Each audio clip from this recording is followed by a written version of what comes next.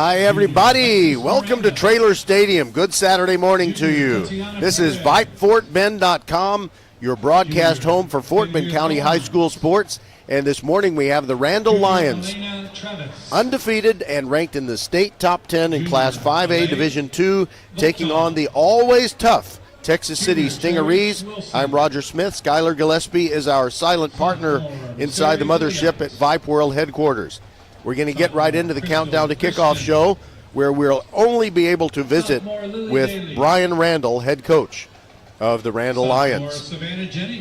Our coverage today is brought to you by Xfinity, home of the 10G Next Generation Network, only from Xfinity. The future starts now. By First Tire and Automotive with 4 great Fort Bend County locations. We're also brought to you by the official banner provider of VypeFortBend.com, Leonetti Graphics. We're brought to you in part by the Volleyball School, which brings you Tuesday night volleyball throughout the season and as many playoff matches as we could possibly bring you. And our coverage today is also brought to you in part by Hall's Mentholyptus. And you'll figure that out as the afternoon goes on. We'll be right back with the countdown to kickoff show and Coach Brian Randle when we return on VypeFortBend.com. It is the Lions against Texas City, and the kickoff will be at 11 a.m. We'll be right back. Xfinity here. How can we help? Hi, my daughter invited her entire class to her birthday party. Can my Wi-Fi handle it? Oh, well, at Xfinity, our latest gateways have tri-band Wi-Fi technology, letting you connect hundreds of devices at once. No way.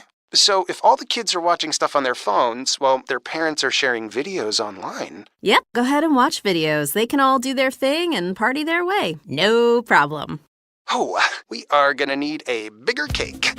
Now through September 21st, get fast, reliable Xfinity Gig Internet for $25 a month for 2 years when you add Xfinity Mobile with unlimited data. And get Peacock Premium, a $7.99 a month value included.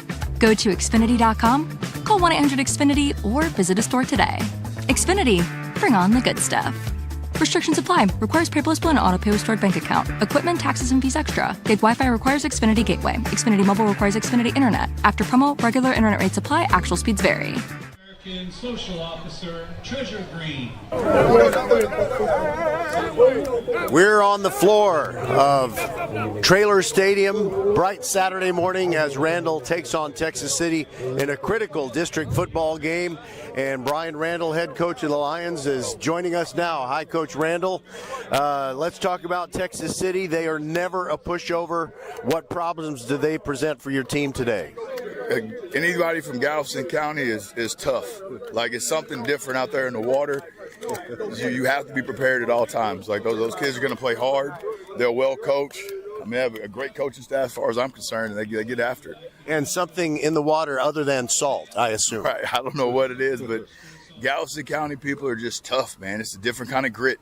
It's a different kind of grit out there. But no, they do a good job. They do a good job. They have a real good receiver, safety, defensive line. Their defense is tough. I mean, they have a very, very good defense, but we got a pretty good offense, so it should be fun. Yes, I've seen your offense. I agree. It's pretty good. But how has your week of preparation been? Is there anything that maybe your opponents are going to see differently schematically than they've seen in the scouting? No, we don't have nothing really. I mean, coming off a bye week, I just don't want to start slow.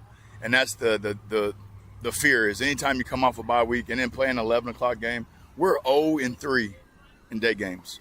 0-3. 0-3 in day games. So we made it a point of emphasis all week long to remind us, because you know how kids are, and even coaches, you start flying high thinking you're better than what you really are. So, guys, we haven't won a day game yet since we've been in Randle High School. Lamar Kahn, we lost to Lamar Kahn that first year. We lost to West Columbia, and then in the third round of the playoffs this past year, we lost in 11 o'clock games. So we've got to get over the hump. So, well, thanks for that information. I feel smarter now, and I'm also going to tell you that there has been a study done among professional and college teams. The ones that leave the East Coast to play on the West Coast in later games have a greater percentage of the road team winning than when a West Coast team goes over to the East and plays at an unusually early time. Right. Okay. Well, now I'm better. Now I'm smarter because I didn't know that. All right. Well, I wish we had more time, but it's a Saturday morning start. Yes, So, sir. Brian Randle, always a pleasure. And, you are undefeated in games broadcasted by VypeFortBend.com, if that makes you feel any better. It does. It really does. I'm kind of superstitious, so it should be fun, and I appreciate everything you guys do for high school sports. It's our pleasure, our honor. There's not much that I would enjoy more. One more thing, RVE on the front of several shirts I see among the Randle staff. What does that stand for? Randle versus everybody. It's just one of those things. We kind of, when you're the underdog, it's easy to promote that stuff, but then we're no longer the underdog now. So we've got to sell it, and the biggest thing is getting kids behind it, and we've all bought in. The community is bought in, and it's us versus everybody. Outstanding. Thanks very much. Good luck today against the Stingarees. We'll be back on VypeFortBend.com. Our coverage, as always, brought to you by Xfinity, home of the 10G Next Generation Network. Only from Xfinity, the future starts now.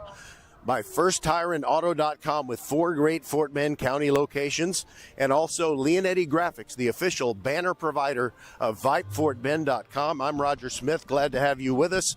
Also, Big Sky. Skylar Gillespie, the silent partner inside the mothership at Vype World headquarters. We'll be right back with a kickoff right after this.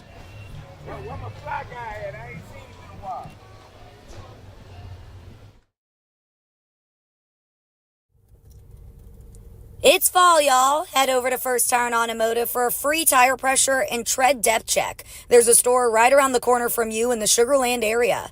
First Tire and Automotive prioritizes their customers and employees above all else. Their core values: family, integrity, reliability, service, and trust. Wherever your journey leads, reliable auto care is essential. A full synthetic oil change, just $60. Oh my! And more savings on the website. Book your appointment today at FirstTireAndAuto.com. First Tire and Automotive, supporting school and youth sports programs for over 26 years. Get to one of First Tire and Automotive 4's convenient locations in Sugar Land and Cinco Ranch. FirstTireAndAuto.com. We are the volleyball school with 3 locations: Katy, the Woodlands, and our newest in Richmond on West Belfort. We have the best developmental volleyball program in Fort Bend. We have the high-level training you need to get on the top club and school teams, and you'll have fun doing it. Our Richmond facility is at 18120 West Belfort. Visit thevolleyballschool.com and come train with us. Leonetti Graphics, the gold standard in Fort Bend County for screen printing, embroidery, banners, signs, t-shirts, and all kinds of specialty items. Whatever you need to advertise or show school spirit, team spirit, or company spirit, nobody does it better than Leonetti Graphics. We started creating our products in an apartment 23 years ago, and now our state-of-the-art facility in Stafford has everything to make your vision come true.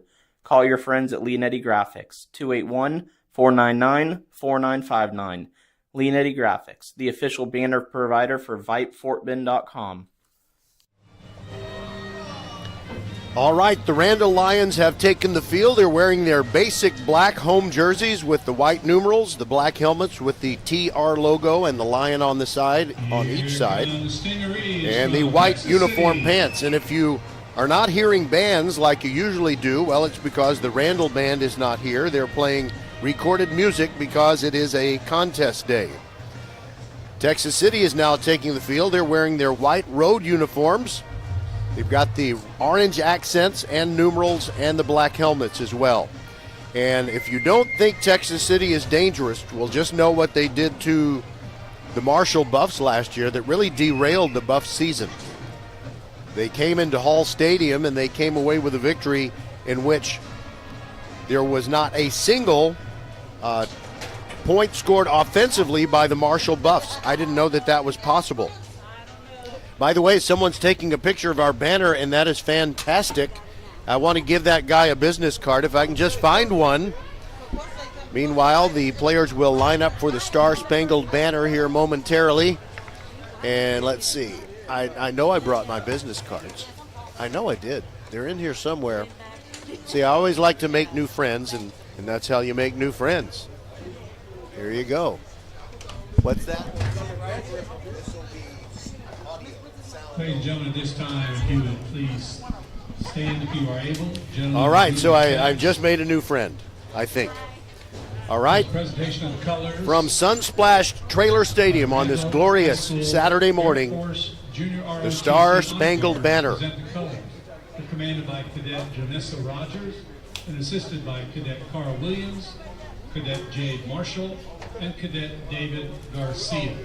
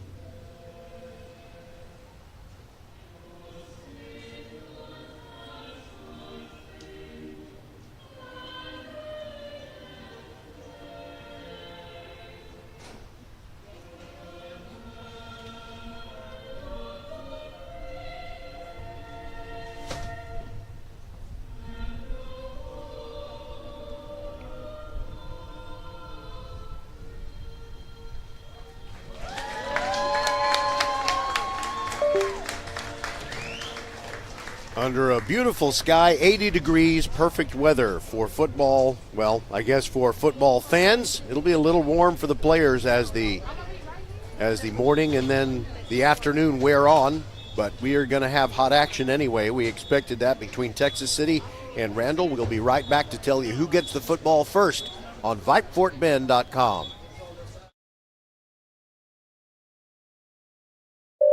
Xfinity here. How can we help? Hi, my daughter invited her entire class to her birthday party. Can my Wi-Fi handle it? Oh, well, at Xfinity, our latest gateways have tri-band Wi-Fi technology, letting you connect hundreds of devices at once. No way. So if all the kids are watching stuff on their phones, well, their parents are sharing videos online. Yep, go ahead and watch videos. They can all do their thing and party their way. No problem. Oh, we are gonna need a bigger cake. Now through September 21st, get fast, reliable Xfinity Gig Internet for $25 a month for 2 years when you add Xfinity Mobile with unlimited data. And get Peacock Premium, a $7.99 a month value included. Go to Xfinity.com, call 1-800-XFINITY, or visit a store today. Xfinity, bring on the good stuff. Restrictions apply. Requires paperless bill and auto-pay with stored bank account. Equipment, taxes, and fees extra. Gig Wi-Fi requires Xfinity Gateway. Xfinity Mobile requires Xfinity Internet. After promo, regular internet rates apply. Actual speeds vary. Leanetti Graphics, the gold standard in Fort Bend County for screen printing, embroidery, banners, signs, t-shirts, and all kinds of specialty items. Whatever you need to advertise or show school spirit, team spirit, or company spirit, nobody does it better than Leanetti Graphics. We started creating our products in an apartment 23 years ago, and now our state-of-the-art facility in Stafford has everything to make your vision come true. Call your friends at Leanetti Graphics, 281-499-4959. Leanetti Graphics, the official banner provider for VypeFortBend.com. All right, the captains are meeting in the center of the field along with the referee, Jeremy Jeters. 80 degrees, feels great up here on the concourse atop Trailer Stadium. Texas City has won the toss.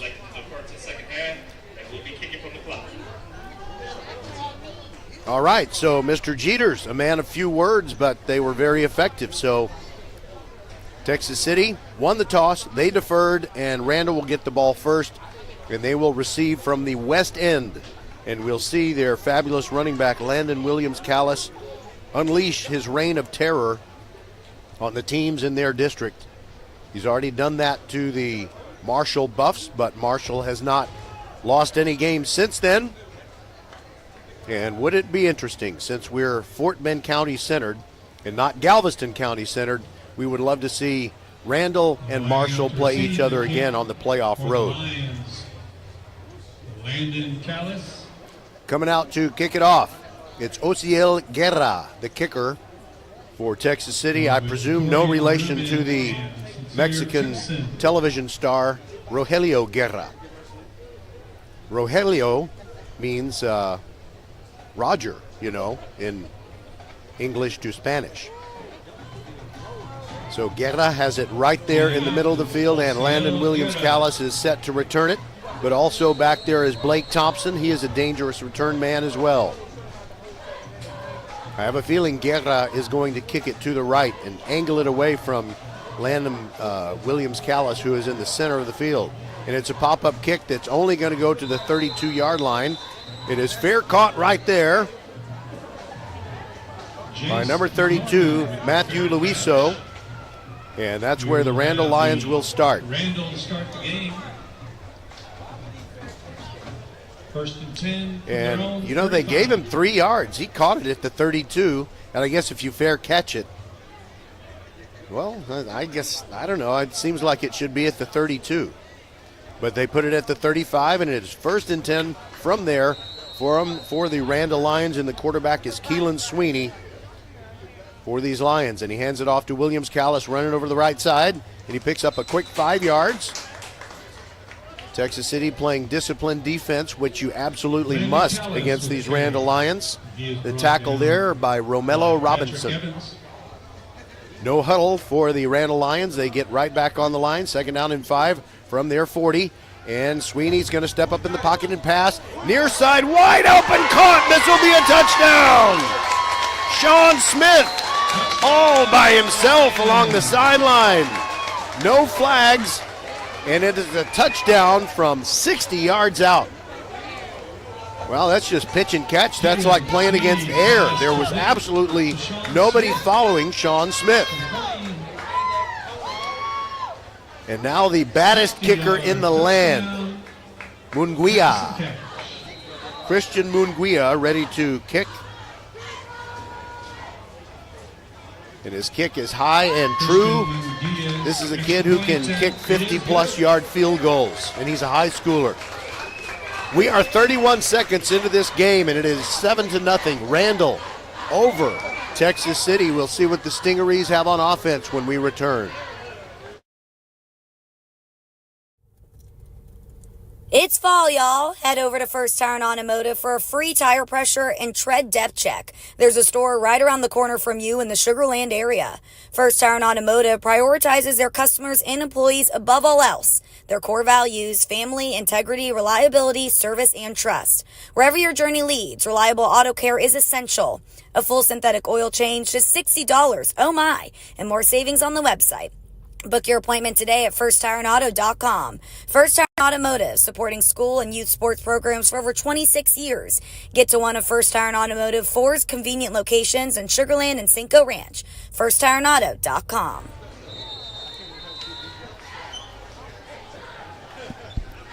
Christian Munguia ready to kick off for these Randle Lions. Deep to receive it for the Stingarees, Tristan Blackman. The kick is in the air, and Blackman is retreating into the end zone. He catches it there, and he is going to bring it out from 6 yards deep.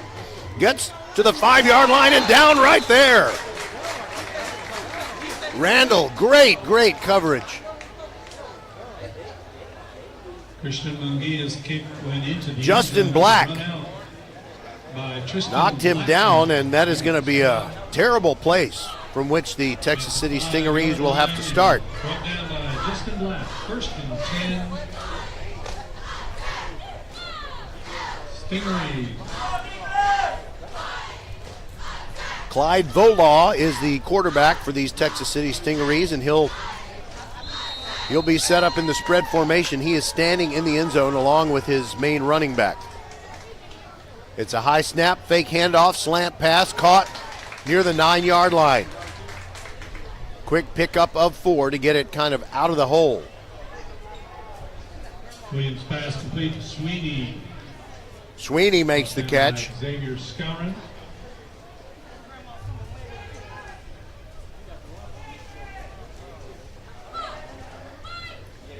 Second down and let's call it 5. They marked him right at the 10. Pistol formation for Volaw. Hands it off, and now they run a reverse. Coming to the near side, and it's a nice move up the field to the 20 and more, out to the 28-yard line. They get it in the hands of Jaden Johnson. Started on the left side of the formation. They started a sweep. The Randle defense was moving to the defensive right, and that worked very well. Give them a gain of 18 yards and a first down at the 28. That's a first down. Think of First Tire and Automotive for all your car care needs. Check them out at firsttireandauto.com.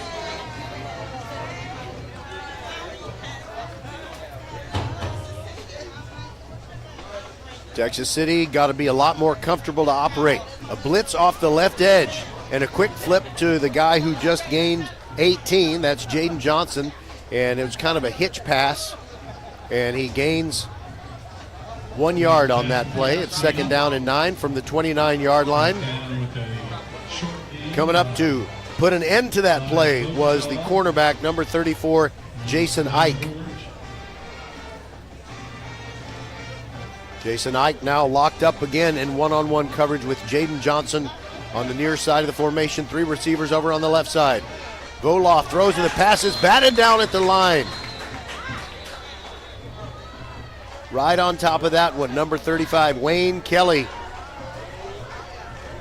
It was kind of a sidearm throw, so it was really not a matter of Kelly having to go high in the air to get it.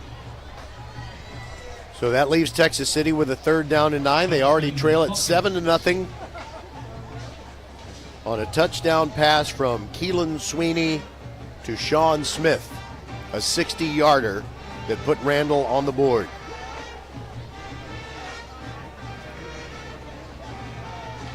Volaw in the spread, rolling to his left. Here comes the pressure. He avoids one man, throws it way down the field near the sideline, but it's incomplete. That pass would have been impossible to catch while keeping one's feet in bound. Tristan Blackman was the intended receiver, and it's going to be time for the Stingarees to punt, unless they break all the usual conventions of football. Jaden Williams back in coverage. He will bring out fourth down for the Stingarees. I'm trying to check on who the punter is. I think it's Romello Robinson, but I'm not absolutely certain. It's a good snap. A little bit of a rugby-style punt, angled toward the near sideline, and it goes out of bounds at the 42 of Randle, a good place to start. Sean Smith was in the middle of the field, and he just watched it flutter out of bounds. 42-yard line, where they'll take over first and 10. So these Randle Lions have never, ever won a daytime game. And Coach Brian Randle let that be known during the countdown to kickoff show. But they have not had the kind of team they have this year in previous years, although last year was pretty good. But it seems like they have stepped it up a notch. Keelan Sweeney ready for the spread formation snap. Fakes the handoff, throws a quick pass over on the right side, and it's too short for his intended target. DeCorian Rubin Sweeney's pass intended for came in and hit him in the insteps. Was incomplete. Second down and 10 from the 42. We always have Tuesday night volleyball presented by the Volleyball School on VypeFortBend.com, and coming up this week, it is the Clements Rangers girls taking on the Austin Bulldogs, starting at about 5:30 on Tuesday. Keeper by Keelan Sweeney. Breaks one tackle, but he's still in the backfield, and he ends up getting pushed out of bounds on the near side, and it's a loss of 2 yards. Sweeney keeps, but he is pushed out of bounds. Tristan Blackman following him and pushed him out. Loss on the play. Correction, that was Maurice Burton, number 2 rather than number 3. So now it's third down and a long 12, and Keelan Sweeney in an empty backfield has 3 wide receivers to the right side of the formation, 2 over here on the near side. One of them is Landon Williams-Callis, in the slot, and Cedric McClintock is the wide on this side. They look at McClintock, and now they throw a little bubble screen. Nice catch. And the ball advanced to the 49-yard line. DeCorian Rubin made a very nice catch on the run of a low pass, and he got within 1 yard of the first down. It'll be 4th and 1 for Randle, and they're at the Texas City 49-yard line, and they bring in some extra reinforcements on a short yardage situation. I hear people saying don't punt it, but I'm saying don't worry, they're not going to punt it. I promise you that.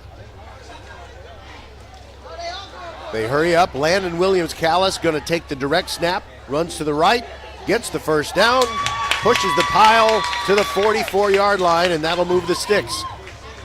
It's a first down. Think of First Tyrant Automotive for all your car care needs. Check them out at firsttyrantauto.com. They lined up not in a huddle, but in a line of players that was parallel to the sideline.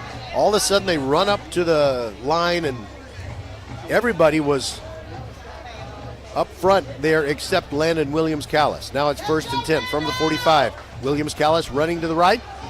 Picks up a quick 8 yards down to the 37. They just play quickly. Michael Saltz made the tackle for the Stingarees. Brought down by Michael Saltz and Tristan Blackman. We've got about 7.5 minutes to go in this first quarter. It is 7-0 the Randle Lions. It took them 2 plays to score on their first possession. A 60-yard pass from Keelan Sweeney to Sean Smith. Empty backfield as Landon Williams-Callis goes in motion, and a quarterback draw. There goes Sweeney inside the 30, still going down to the 22.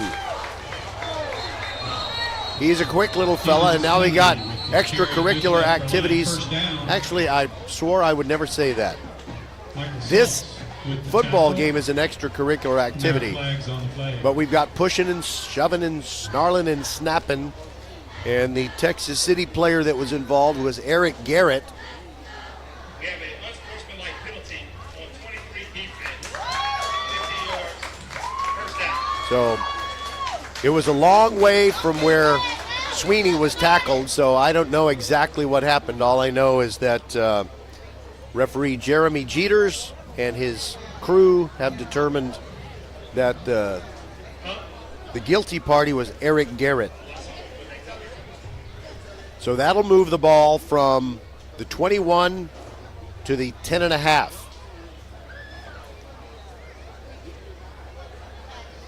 Randle moving very smartly on offense, going from right to left, that is from west to east. And there's a delay for something. All right, now the ball is ready for play, and here we go. It is 1st and 10, not 1st and goal. The ball is outside the 10-yard line. Sweeney hands it off. Going to the left side. A flag is down. It's a touchdown if it stands. Sincere Timpson takes it over the left side. We'll see what the flag is. It might be offside. We'll see.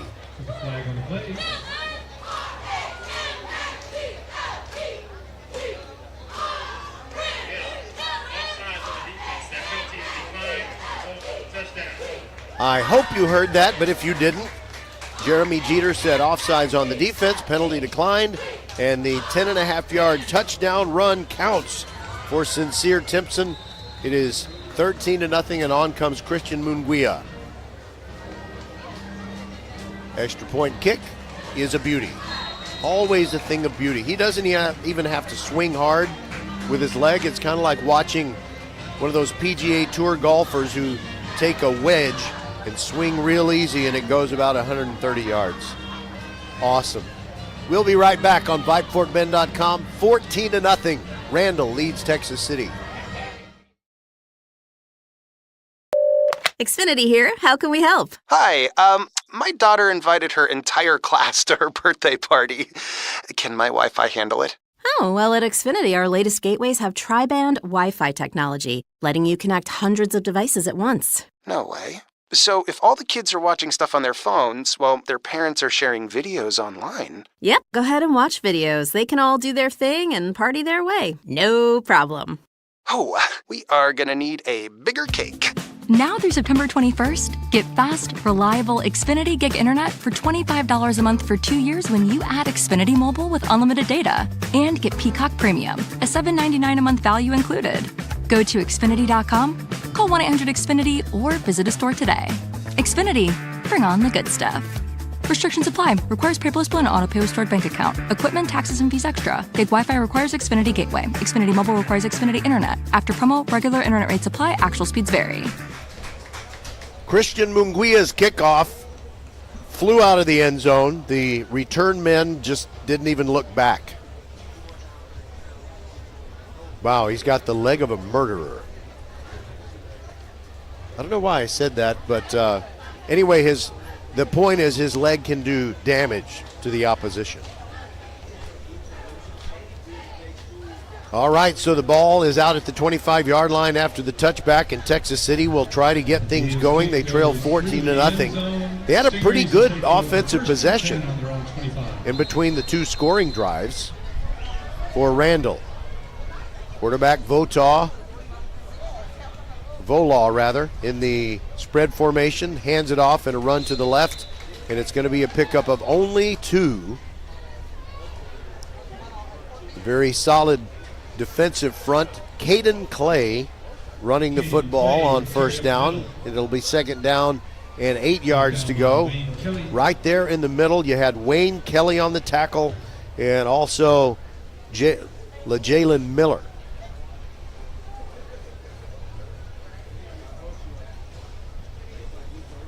Volaw. It is Volaw, not Volaw. Pistol formation. Takes the snap, hands it off, run into the right, and an advance of 3 yards out to the 30, and that's it. Caden Clay again on the carry. Forcing it from the secondary position was Jaquin Parker. 3rd down and 5 coming up for Texas City.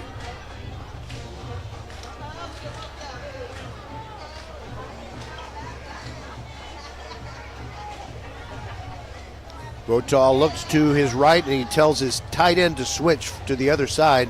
That's Hawkins. 7 seconds on the play clock. Volaw looking over at the sideline, and they may call timeout here in a second. And they do. We'll take it with them. 14-0. 5:35 to go in the first quarter. Randle leading Texas City.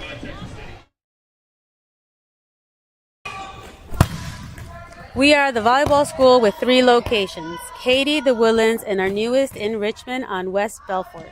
We have the best developmental volleyball program in Fort Bend. We have the high-level training you need to get on the top club and school teams, and you'll have fun doing it. Our Richmond facility is at 18120 West Belfort. Visit thevolleyballschool.com and come train with us. All right, we're back and ready for a 3rd down and 5. Texas City has had a moment or two to discuss it. What do they want to do? Trailing already by 14 points. Volaw in the spread, takes the snap, fakes a handoff, stands strong in the pocket, throws, and he's got a completion for a first down. Nice catch by Jaden Johnson, who was absolutely blasted. But he hung on for it and gets the first down on an advance to the 43-yard line. 8-yard pickup.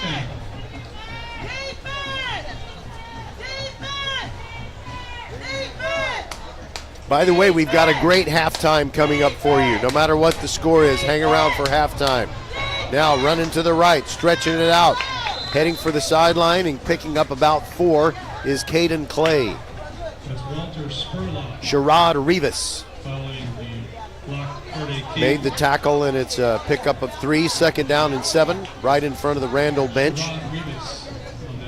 We had a broadcast of last night's game between Fulshear and Foster. Fulshear won it 42-17. Although the game was closer and more competitive than that score would make it sound, Foster made some mistakes such as giving up the ball deep in their own end of the field that made it a little bit easier for Fulshear, which remains undefeated, just like Randle. And now there's a run up the middle that goes absolutely nowhere. Justin Stevens up the middle. Courtesy of Wayne Kelly. Stop by Wayne. And he wrapped up Caden Clay. So it'll be 3rd down and 8. In fact, I think that was a loss of 1. So the receivers on the near side, you've got Tristan Blackman in the slot, and Jaden Johnson is the wideout. Press coverage shown by Randle. Dropping back is Votaw. He's pressured, and he's sacked. An ankle tackle sack by Jalen Burton. Votaw caught the backfield by Jalen Burton. Burton listed as a wide receiver on the roster, but his speed is something that's very much an asset coming off the edge. And he was not on the blind side. He came around from the defensive left, which is Votaw's, he's a right-handed quarterback. He just could not get away. And now it is time to punt. And the punt's in the air. Sean Smith is not going to be able to field this. It's a very short one. And it comes to rest at the 37-yard line. The punter, by the way, Patrick Evans. I had not been able to identify him earlier. 7-yard line. Randle will take over, 1st and 10. So the Randle Lions are 2 for 2 on scoring touchdowns on their offensive possessions, and we'll see what happens here. By the way, I see Brian Randle's brother, who's an assistant coach at Crawford High School in Fort Bend ISD. He has arrived fashionably late, and he has some awesome sunglass frames. Has a little bit more salt in the beard than his brother Brian. It's a salt and pepper beard. Running over the right side, Landon Williams-Callis, and good defense there by Texas City. They have controlled the runs on several plays, and that's Caden Clay, who's a two-way player. And he limits Williams-Callis to a run of 3 yards there, so it's 2nd down and 7. Ball at the 40-yard line, and it is Tyler Skrabonic in at quarterback now, replacing Keelan Sweeney. Skrabonic throws one to the near side, and it's off the hands of his intended receiver, Jackson Montalongo. Pass intended. And that might have been a pass. I'm thinking there's a possibility that Cedric McClintock was the intended receiver. And Montalongo was between Skrabonic and McClintock. So the pass is incomplete. 3rd down and 7, empty backfield for Skrabonic. He's doing the head bob thing, trying to get Texas City to jump, but they don't. He's facing a 3-man front, looks over at the sideline, wipes the hands on the towel, and now here we go. Takes the snap. Skrabonic looking left. Sideline. It is caught. Montalongo got the 1st down. Dives over the 50-yard line. And he was being covered there by another two-way player, Jaden Johnson. He and Clay are both playing offense and defense. And the ball moved to the 49-yard line of Texas City, and the drive continues. 2:20 to go, and Skrabonic hands it off. Landon Williams-Callis starts off up the middle, slides to the right, and picks up 1 yard, if anything, and the ball comes out at the end. I don't know if it's a live ball. Texas City says they have recovered a fumble by Landon Williams-Callis, and the officials concur. Texas City gets the first turnover of the game. They'll have the ball at their own 49-yard line. Caden Clay, ball comes loose. Caden Clay recovered the fumble. And it was one of those plays where Landon Williams-Callis was giving 2nd, 3rd, maybe even 4th effort to try and gain extra yardage, but you had Texas City Stingarees, well coached, grabbing at that football, do anything you can to pry it loose. And we'll see if Texas City can come up with something offensively here. Kotaw throws over the middle. He's got a completion, and this may be a touchdown. The post pattern complete. Gets it to Jaden Johnson. It is a touchdown for Texas City, a one-play drive. Clyde Votaw to Jaden Johnson. But wait a minute. There's a flag down. Votaw got up slowly. He's needing assistance to get off the field. I have a feeling this might be roughing the passer. but one of the Randle players is saying it's a chop block.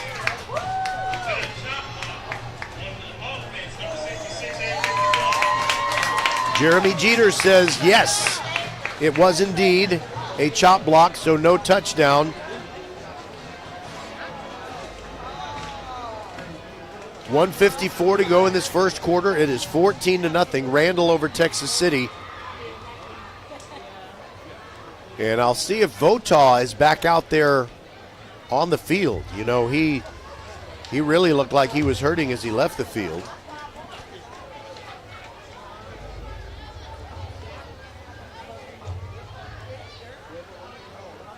Okay, I think we're going to have a different quarterback for at least one play. Gavin Greif. I remember him from last year in the game we broadcasted between Texas City and Marshall.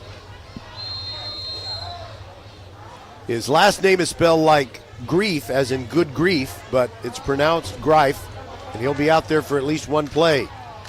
Hands it off over the left side, and that'll be a tackle for loss. Absolutely no opportunity, no daylight whatsoever for Maurice Burton. That was Maurice Burton. Wayne Kelly makes yet another tackle. He is impossible to ignore, Wayne Kelly. Less than a minute and a half left in the first quarter, 14-0 Randle. It's now second down, and after that chop block penalty and the tackle for loss there, it's about 24 yards to go, and now a screen pass. And this is not going to go for anything either. Randle reacted very well. The first guy to hit the receiver was Kerry Spires. Kevin Reeves' pass, it is complete to Maurice Burton. And Burton, in there in the middle of the scrum, did manage to advance the ball forward a couple of yards.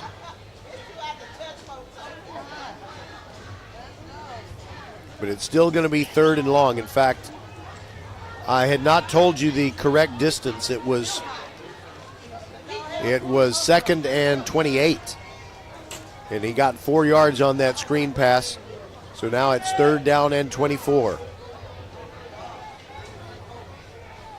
There's the snap, and moving to the left is Greif. Throws in the flat. Almost intercepted. Oh, boy. Could have been a pick six. Sebastian Garza read it beautifully, stepped in front of the receiver, and he would have set sail had he been able to secure the ball.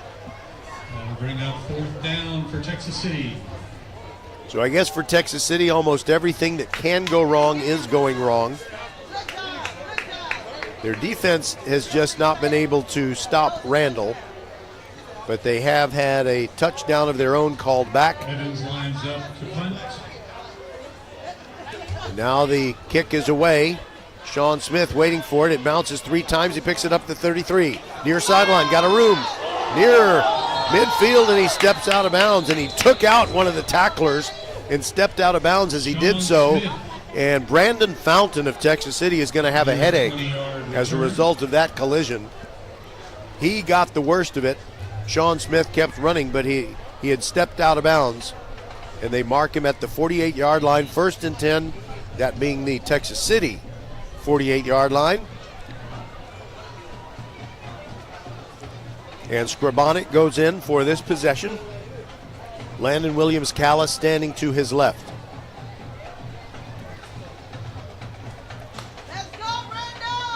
Ball on the near hash mark as Randle will continue to go from right to left, that is from west to east, for at least one more play. 9 seconds to go in the first quarter.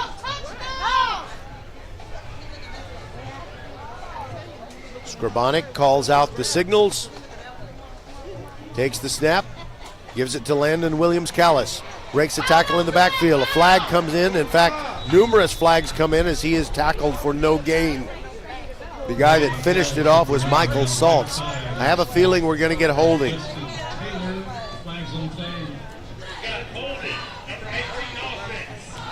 I was right.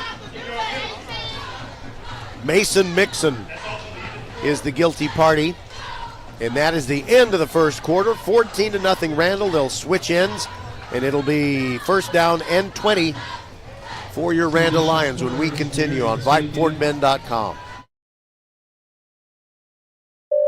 Xfinity here. How can we help? Hi, my daughter invited her entire class to her birthday party. Can my Wi-Fi handle it? Oh, well, at Xfinity, our latest gateways have tri-band Wi-Fi technology, letting you connect hundreds of devices at once. No way. So if all the kids are watching stuff on their phones, well, their parents are sharing videos online. Yep, go ahead and watch videos. They can all do their thing and party their way. No problem. Oh, we are gonna need a bigger cake. Now through September 21st, get fast, reliable Xfinity Gig Internet for $25 a month for 2 years when you add Xfinity Mobile with unlimited data. And get Peacock Premium, a $7.99 a month value included. Go to Xfinity.com, call 1-800-XFINITY, or visit a store today. Xfinity, bring on the good stuff. Restrictions apply. Requires paperless bill and auto-pay with stored bank account. Equipment, taxes, and fees extra. Gig Wi-Fi requires Xfinity Gateway. Xfinity Mobile requires Xfinity Internet. After promo, regular internet rates apply. Actual speeds vary. And the second quarter begins with Randle facing a repeat first down and 20 yards to go from their own 42.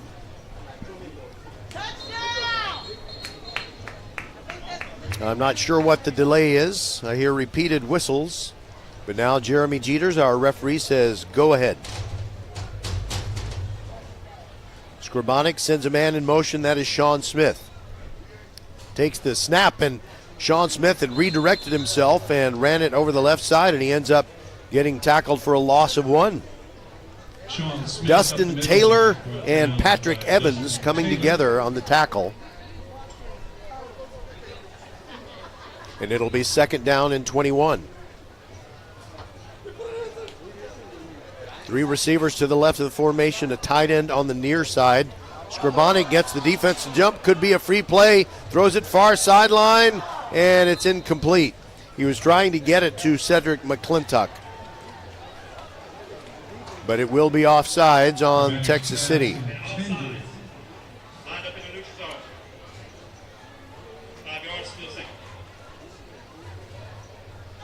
When you hear the official's explanation being he lined up in the neutral zone, it sounds like he was stationary and just was lined up wrong, but that's not what happened.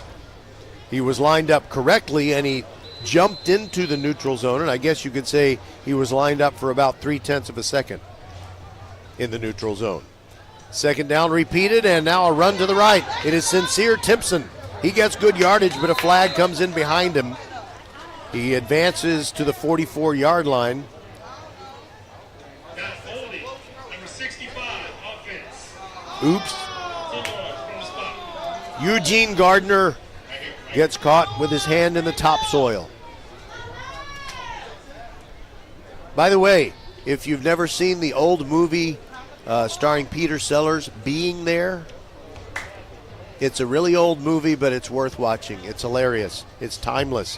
And the reason I thought of that is because Chauncey Gardner was what became the name of the character Peter Sellers played.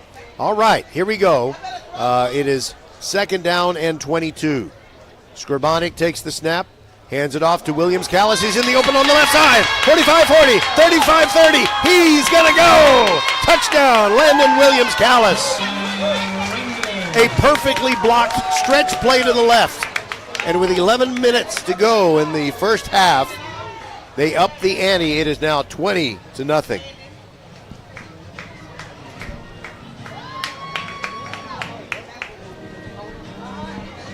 And you hear the recorded band music because the Randle Band is at a contest. By the way, it is such a beautiful, sunny, warm day. You have umbrellas open all over the stands, especially here on the Randle side. And you have the flag crew running down the track. It says Snoil. Actually, that's Lions. You know, they should reverse everything. Coming out a little bit late to hold for the extra point kick is Jackson Montalongo. Christian Munguia waiting patiently. And now we got a flag. I don't know what happened there, but I wonder if it is something against Texas City. Would Randle then consider going for 2? Would they feel like they need to?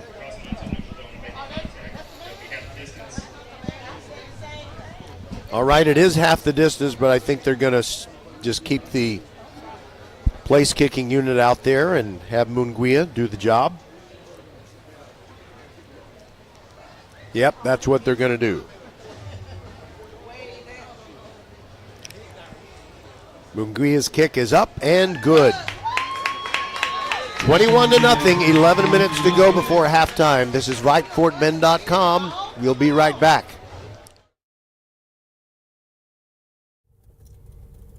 It's fall, y'all. Head over to First Tire and Automotive for a free tire pressure and tread depth check. There's a store right around the corner from you in the Sugar Land area. First Tire and Automotive prioritizes their customers and employees above all else. Their core values: family, integrity, reliability, service, and trust. Wherever your journey leads, reliable auto care is essential. A full synthetic oil change, just $60. Oh my! And more savings on the website. Book your appointment today at firsttireandauto.com. First Tire and Automotive, supporting school and youth sports programs for over 26 years. Get to one of First Tire and Automotive 4's convenient locations in Sugar Land and Cinco Ranch. firsttireandauto.com. By the way, here at Trailer Stadium today, watching the game is Todd Freed, host of H-Town High School Sports. He doesn't have a camera on his shoulder, but he might have one of his crew members shooting video of this game. Anyway, whether highlights of this game are on the program or not, H-Town High School Sports comes on channel CW39 at 9:30 p.m. on Saturday night. If you have a better offer at 9:30 p.m. on a Saturday night, that's okay. It'll air many more times, at least once a day on Space City Home Network throughout the week to come. H-Town High School Sports. Well, Munguia's kickoff, I almost don't need to tell you. It goes into the end zone. And a touchback in Texas City, trailing 21-0. Munguia's kick goes into the end zone for the touchback, and Stingarees will take over 1st and 10 from their own 25. I will try to weave an update on the standings in the district that includes Texas City and your Randle Lions and your Marshall Buffs. So Texas City trying to get something going. Caden Clay runs left, gets just 1 yard. He is rocked absolutely by Tashawn Williams. Caden Clay is up The thing about the Randle Lions is, as an announcer, I find myself mentioning different name after different name after different name. It's not just one guy making all the tackles, although Wayne Kelly seems like he's trying to make them all.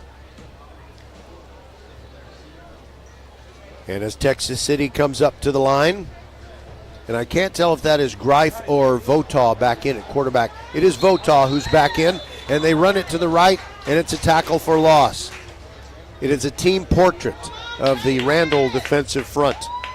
But LaJalen Miller got there first, and he dumped Caden Clay for a loss of 2 yards, and it's now 3rd down and 11, and Votaw will probably have to put the ball in the air.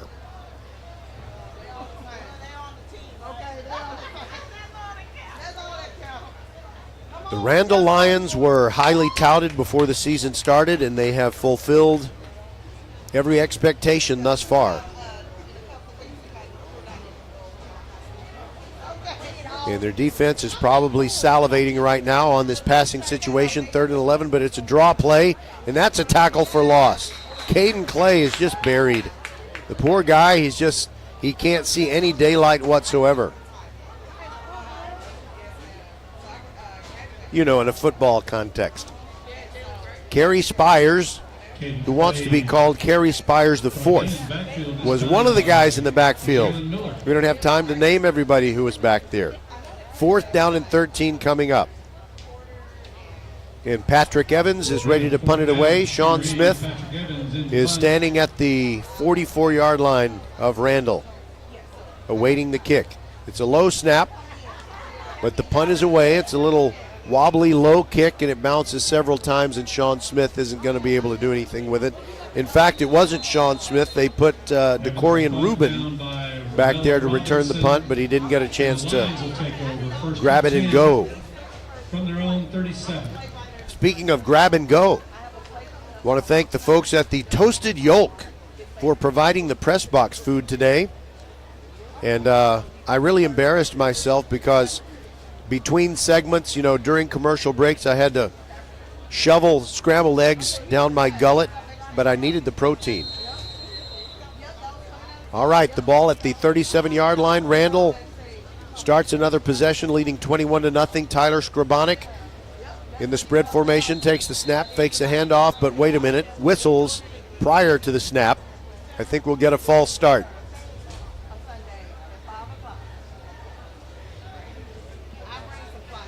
False start. 56. 5 yards. Still first down. That's $1, Chance Hernandez. First down and 15 coming up. By the way, I mentioned that's $1 in case you don't watch college football final on ESPN every Saturday. They have a show at the end of the day after all the games are over.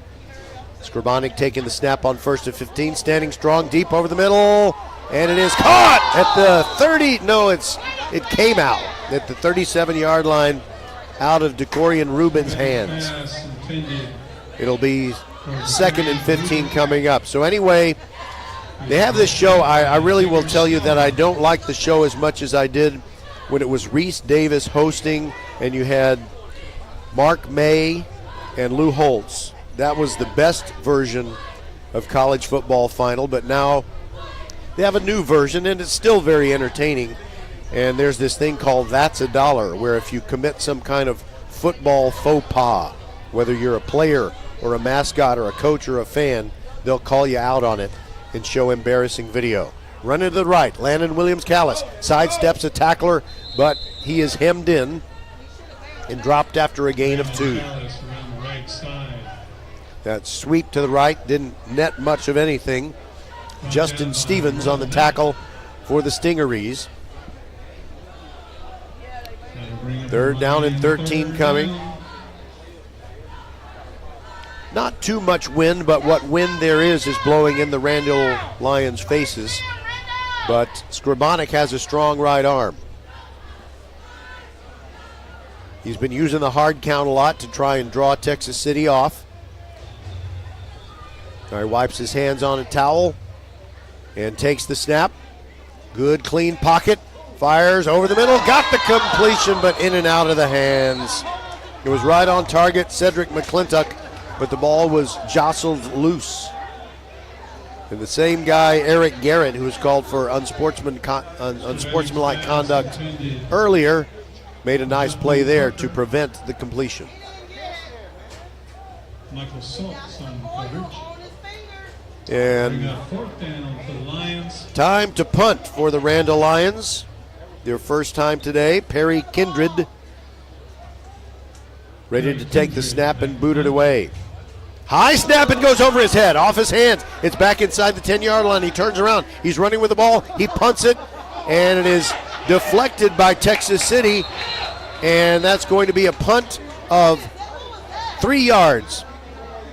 And Texas City will take over, make it 2 yards. And Texas City will get it at the 36-yard line of Randle. Bounces off Trey Lampkin, but goes out of bounds. So I didn't notice which player for Texas City put a hand up, but it was a very smart play because when you're running around like Kindred had to, just to get the punt away, you can expect that it might come out really low, a line drive. And it did. And God only knows how many yards Texas City saved with the deflection of that punt. You know, it could be their ball way back at their own 40, but they have it at the Lions 36, and Votaw and his mates with a chance. Play fake, throw down the middle, caught, and it's going to be a touchdown for Texas City. They put Caden Clay in the slot, and he took it to the house. 21-6. By Votaw to Tristan Blackman, 36-yard touchdown. Pass and catch. The PA guy says it's Tristan Blackman who caught that pass. I'm going to take his word for it. Tristan Blackman on the 36-yard touchdown reception. He found a little crease in the zone, and he was wide open near the 10. And now they'll kick the extra point or attempt to. Ray Cabrera is their left-footed kicking specialist. Gavin Greif to hold. Mom thinks he might miss it, but he doesn't. It's good. 21-7. Texas City narrows the gap, and we'll be back on VypeFortBend.com. Xfinity here. How can we help? Hi, my daughter invited her entire class to her birthday party. Can my Wi-Fi handle it? Oh, well, at Xfinity, our latest gateways have tri-band Wi-Fi technology, letting you connect hundreds of devices at once. No way. So if all the kids are watching stuff on their phones, well, their parents are sharing videos online. Yep, go ahead and watch videos. They can all do their thing and party their way. No problem. Oh, we are gonna need a bigger cake.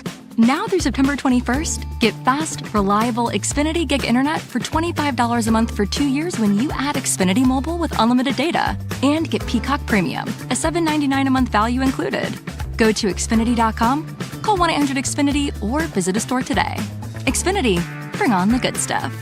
Restrictions apply. Requires paperless bill and auto-pay with stored bank account. Equipment, taxes, and fees extra. Gig Wi-Fi requires Xfinity Gateway. Xfinity Mobile requires Xfinity Internet. After promo, regular internet rates apply. Actual speeds vary. Asiel Guerra kicks off for Texas City. And it's one of those pop-up kicks taken at the 23-yard line. Maurice Burton made that catch. Actually, I think he didn't make a fair catch signal, but he had to go to a knee to pick up the ball. And so they downed it right there at the 23.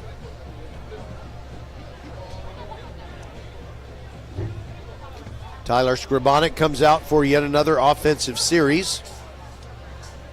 Randle has used both Keelan Sweeney and Tyler Scribonic in all the games that VypeFortBend.com has seen. Sweeney played the entire first half and part of the third quarter in the game against Marshall. And I think he quarterbacked the first 2 or 3 possessions before Scribonic came in. Now a whistle prior to the snap. It was going to be a draw play to Landon Williams-Callis, but I think we've got another false start.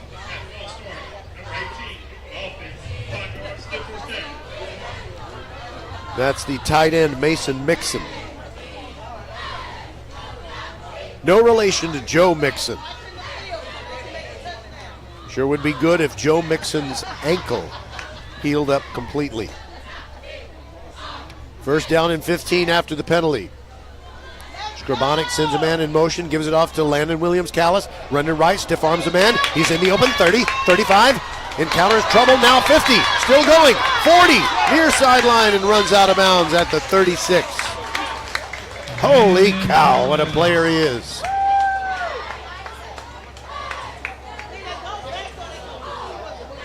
"46-yard run." Kind of like Fulsher, which does not often consider any down a passing down because their running attack works so well. It's the same thing with Randle. And you know, on a lot of teams, Sincere Timpson would be a star. He just happens to back up Landon Williams-Callis. Speaking of Sincere Timpson, he runs to the left, gets outside the numbers. Flag comes in. He runs for a first down, but we'll see if the play stands.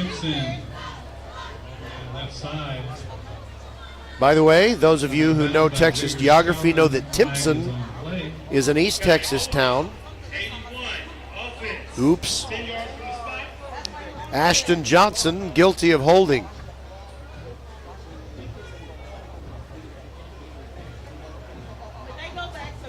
So I wonder if that'll be a spot foul, or I guess it will be. Jeremy Jeters will let us know. I guess he already did that. He didn't mention whether it was a spot foul or not, but it must have been because it's now 1st and 15. Must have been holding beyond the line of scrimmage. Scribonic in the spread with Timpson to his right. Hands it off to Timpson, hesitates in the middle, and goes forward, and he picks up 5 back to the original line of scrimmage at the beginning of this series of downs. Sincere Timpson up the middle. He is brought down. So that gives them a 2nd down and 10 coming up. Zarian Swede. Slot receiver for Randle on the left side is Jace Norman. We see if they go his way on 2nd and 10. The ball at the 36-yard line, 21-7. Randle on top. Fake to Timpson. Slant pass. It is picked off by Texas City, and they're going to be able to run this one back a long way. Back toward the middle of the field. It is I'm sorry. Patrick Evans picked it off. He kind of jumped the route on the slant. Intercepted by. And that's a big turnover for Texas City, which only trails by 14 points. And now they have the ball all the way down at the 24-yard line of Randle.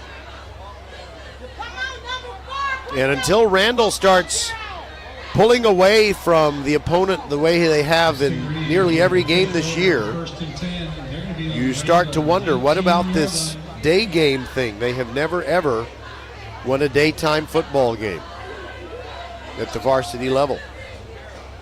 All right, so Votaw comes out, and he'll be in the spread formation from the 24, and he throws it out to the numbers on the far side. A quick little swing pass, and it works for a pickup of 9. He threw it out there to Tristan Blackman. Votaw's pass is complete to Tristan Blackman. And now Texas City is inside the red zone. Sean Smith.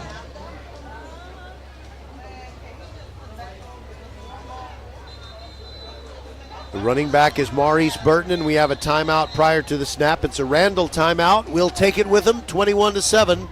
Randle on top of Texas City, 5:14 to go in the half.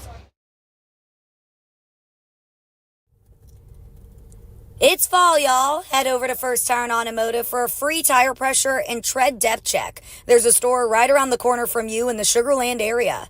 First Tire and Automotive prioritizes their customers and employees above all else. Their core values: family, integrity, reliability, service, and trust. Wherever your journey leads, reliable auto care is essential. A full synthetic oil change, just $60. Oh my! And more savings on the website. Book your appointment today at firsttireandauto.com. First Tire and Automotive, supporting school and youth sports programs for over 26 years. Get to one of First Tire and Automotive 4's convenient locations in Sugar Land and Cinco Ranch. firsttireandauto.com. All right, here we go. 2nd down and less than 1 yard to go for Texas City. Votaw hands it off straight up the middle, and with second effort, close to the first down. I say close to the first down is Maurice Burton. And they're going to need to look at the stick. Well, they've decided that it is 3rd down and about a foot.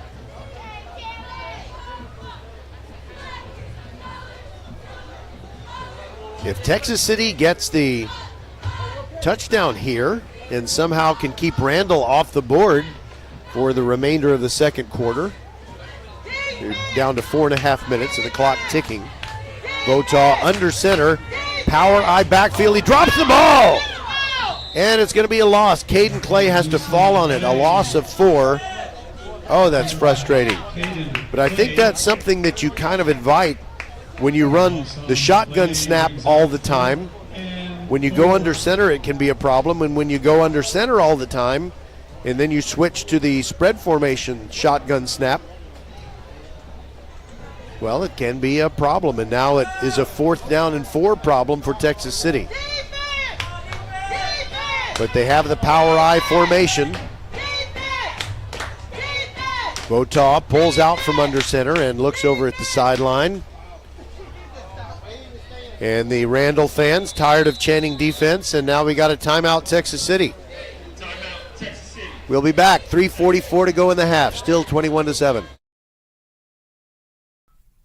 Linetti Graphics, the gold standard in Fort Bend County for screen printing, embroidery, banners, signs, t-shirts, and all kinds of specialty items. Whatever you need to advertise or show school spirit, team spirit, or company spirit, nobody does it better than Linetti Graphics. We started creating our products in an apartment 23 years ago, and now our state-of-the-art facility in Stafford has everything to make your vision come true.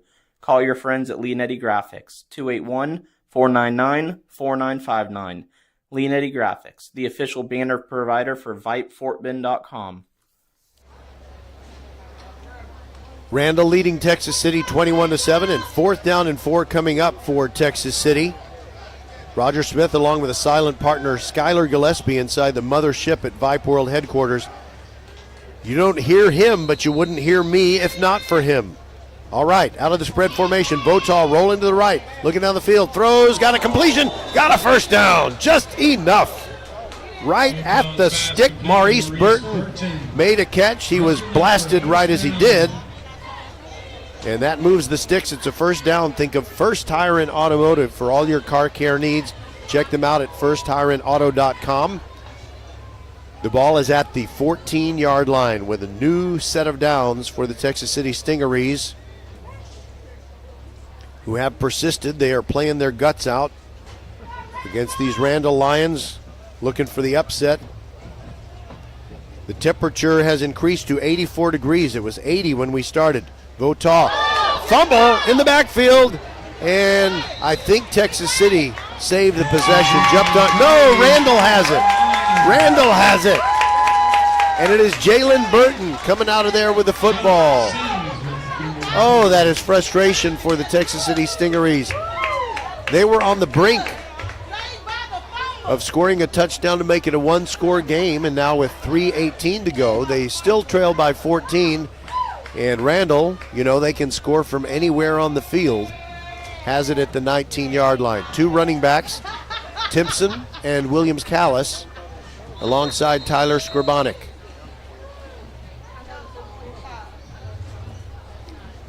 Skrabonic surveying the defense. Play clock at 16. Takes the snap, fakes to Williams Callis, throws on the left side, incomplete, beyond the reach of Cedric McClintock. It was kind of as if Skrabonic expected McClintock to turn out a little bit. He turned in on the quick stop route. Incomplete, 2nd down and 10. Oh, it is a glorious day. Very, very nice. And I mentioned the umbrellas earlier. There are a lot of them. On 2nd down and 10, then it goes Sincere Timpson to the left, breaks a couple of tackles, but gets only 2 yards in an excellent reaction there. Let's see. Blocks Chris Taylor and Eugene Gardner. Michael Saltz. Stop by Michael Saltz. So it's a gain of, I guess you could say it's a gain of 2.5. So 3rd and a long 7 or a short 8. Clock at 2 minutes, 40 seconds and ticking down. Play clock at 10. Skrabonic wipes the hands on the towel. Now he's ready. Takes the snap, rolls to the right, looking down the field, fires, and he's got a completion. Wide open, near midfield and all the way down to the 39-yard line. Ashton Johnson with a first down for these Randle Lions. It is complete to Ashton Johnson. That's good enough for a Lion first down. All right, so now the Lions are in business. Closing in on the 2-minute mark of the first half. They lead 21-7. Skrabonic with an option pitch to Sincere Timpson, and the ball hit the ground there for a minute. Fortunately for the Lions, it popped back into his hands. It was Williams Callis instead of Sincere Timpson, and he was not able to get away. In fact, he was tackled for a loss of 1. Pick up and run. Trey Lampkin made the stop for the Stingarees, and the clock is now at 1:40 and ticking down. 2nd down and 11.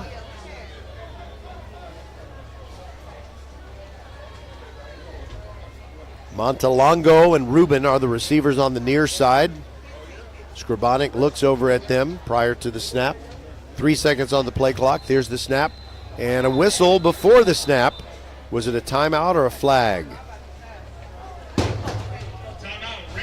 Timeout Randle. We'll take it with him. VypeFortBend.com. We'll be right back.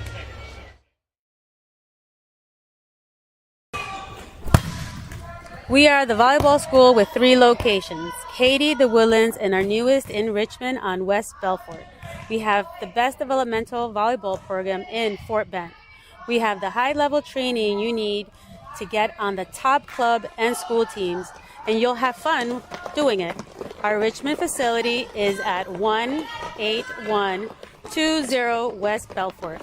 Visit thevolleyballschool.com and come train with us.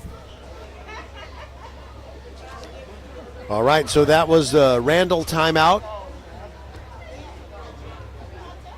And looking at the scoreboard, they do have one left if they need it. Texas City also has one timeout.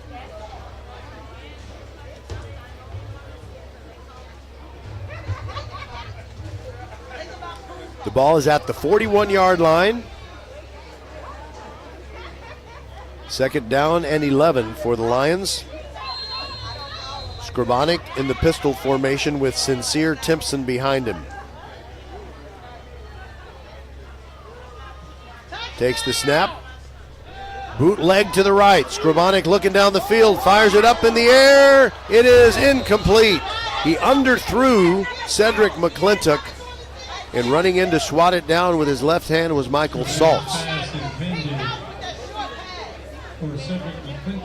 Or it might have been Tristan Blackman. Broken up by Tristan Blackman. It was Blackman. Thank you. I don't know if you're hearing what they're saying in the stands, but everyone's a critic. Third down and 11. 1:12 to go in the half, and Sincere Timpson alongside Skrabonic. Man goes in motion, that's Montelongo, and they give up the middle to Timpson, but Texas City reacts well, and they limit him to a gain of just 1 yard. Justin Stevens filling the hole completely. And now it's 4th down and 10. And they may not kick a field goal here, but they could with Christian Munguia. He is capable of kicking one from 57. But they're going to leave the offense on the field. It'll be an empty backfield for Skrabonic. 3 receivers on the near side. Takes the snap. Steps up and fires, and he's got a catch. No, in and out of the hands. There have been several drop passes today. That was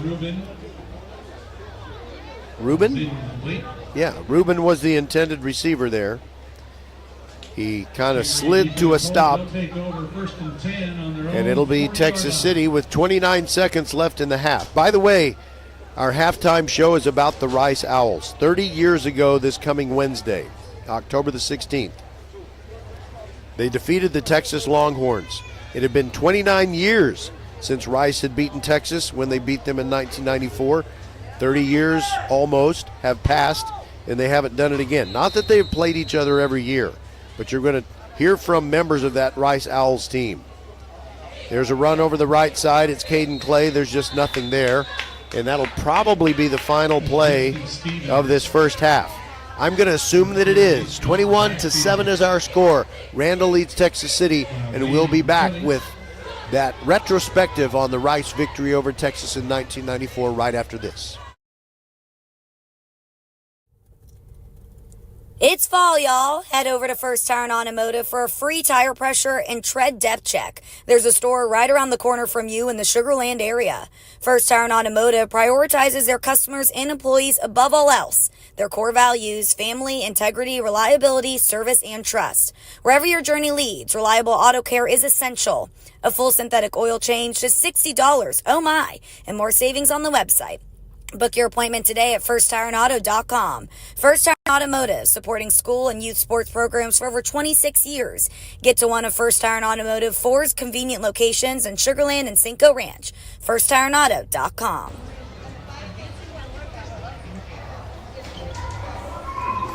We're back at halftime on VypeFortBend.com, and we've been waiting a long time to do this. 30 years to be exact. No, that's not exactly accurate because we haven't been VypeFortBend.com for that long, but 30 years ago today, at least next week on the 16th, it'll be the 30-year anniversary of Rice defeating Texas in football. It hasn't happened since, and prior to that, it had not happened for 29 years. And the quarterback for the Rice Owls is with us.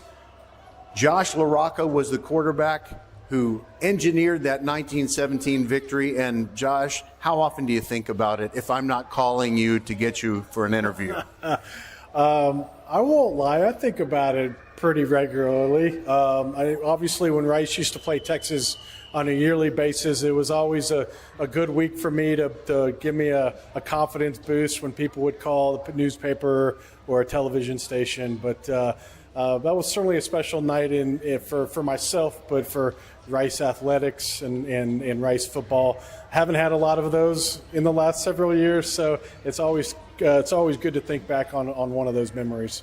Well, there was so much history to it because you had the JFK speech during the 1960 presidential campaign inside Rice Stadium, said, "Why does Rice play Texas?" And he used that as a metaphor to talk about the challenge of going to the moon. But it had been a while since Rice had beaten Texas, and they didn't do it for a stretch of 29 years. Did anybody among the Rice alums who pat football players on the back and tell you how bad they want to win this one? Did they hit you up before the game? No, not really. As you just mentioned, it had been 29 years. And so from that standpoint, I think most Rice people had given up hope by that time of ever beating Texas again. And so, as you said, we certainly have heard that JFK speech on many occasions. And for those who played football at Rice, we heard it all the time. And so yeah, definitely. It was one of those games that became a foregone conclusion. But for that year in 1994, it was not a foregone conclusion. Now let's step aside a little bit away from the football and think about what was happening in 1994 in terms of pop culture. The two top movies of that year, one of which was kind of made for children, but adults loved it too, and it involved a jungle animal. Do you remember what movie that was? Man, I was going to say, you have a much better memory than I do. Oh, it's not my memory. I looked it up. Jungle animal, man. I only think maybe Lion King or... Exactly, Josh. You hit it. Good job. I was going to say Tarzan, but when you said animal, I was like, I got to go off Tarzan. But all right, well, that's pretty good. I did not remember that. And there's one other movie that is a movie like no other. It's kind of like part fantasy, but part, if you just look at things simply and persevere, things can go well for you. Do you know what movie I'm talking about, Josh? Oh, good old Forrest Gump, huh? Yeah. Oh, wow. All right. Those are two legendary classic movies of all time. So, yeah, definitely. Forrest, he played a little football in that movie as well, I think. He sure did, and he was playing for Alabama. And I remember Alabama, by the way, was in the Cotton Bowl, I think, in 1946, and a Rice player named Dickie Magle was just running wild, and a guy named Tommy Lewis jumped off the Alabama bench to tackle Magle about 50 yards from the goal line, but they gave him a touchdown because he was sprinting away. Yeah, 95-yard touchdown run. So, yeah, definitely. That lives in the legends of Rice. Dickie Magle is a legend of Rice football, so certainly well aware of that play you mentioned, no doubt about it. Now, there's one other thing that I was thinking about that happened in 1994. It was the debut of a very popular show where one of the beloved actors in that show is a hilarious show. Well, he passed away in 2023, and I'll bet you know what I'm talking about. No, I don't. Oh, Friends, I guess. Exactly, Okay. Yeah, no doubt about that. So, yeah, that was sad to see Matthew Perry pass away. You're talking about unique things. I guess the one thing that I do remember about the game, and I may be beating you to the punch, but the very unique thing about our game was it was played on a Sunday night. Mm-hmm. During the baseball strike. There was no other sporting event that was televised that evening. We were supposed to originally play on Saturday. The game was moved to Sunday evening. And so we had prime time air ESPN that evening.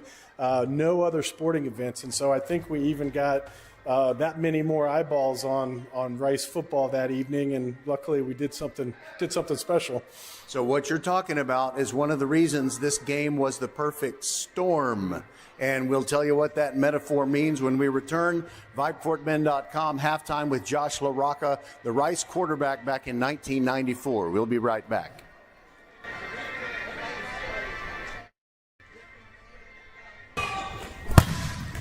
We are the volleyball school with 3 locations, Katy, the Woodlands, and our newest in Richmond on West Belfort. We have the best developmental volleyball program in Fort Bend. We have the high-level training you need to get on the top club and school teams, and you'll have fun doing it. Our Richmond facility is at 18120 West Belfort. Visit thevolleyballschool.com and come train with us. All right, we're back with Josh LaRocca, whom I've known for a long time, mainly because his son was in Sugar Land Little League, and my son Wesley was on your son Owen's team at the very beginning, I believe, a team called the Marlins, and we actually won the championship. We did. We go back a long time. Roger, you and I have known each other for, I'm trying to think, how old is my son now? It's been a long time, and we did have some pretty good Little League teams back in the day. And Jordan Verge, a great athlete for Kempner, was on that particular team, so it was wonderful. Also, Brandon Fegley, our friend Lance's son. That was a great collection of talent. Yeah, definitely. We had some good years through that Little League, and had a lot of good talent come through that Little League. Even though we were small, we still had a lot of good talent that played there each and every year. And give us a quick update on your son Owen's baseball career. Sure. No, I appreciate you asking. Basketball, that is. I'm sorry. He was so multi-talented, I guess I thought he had gone baseball. He played both basketball and baseball growing up, and kind of evolved into basketball in high school. And he went to Sanford University, so he plays on the basketball team at Sanford.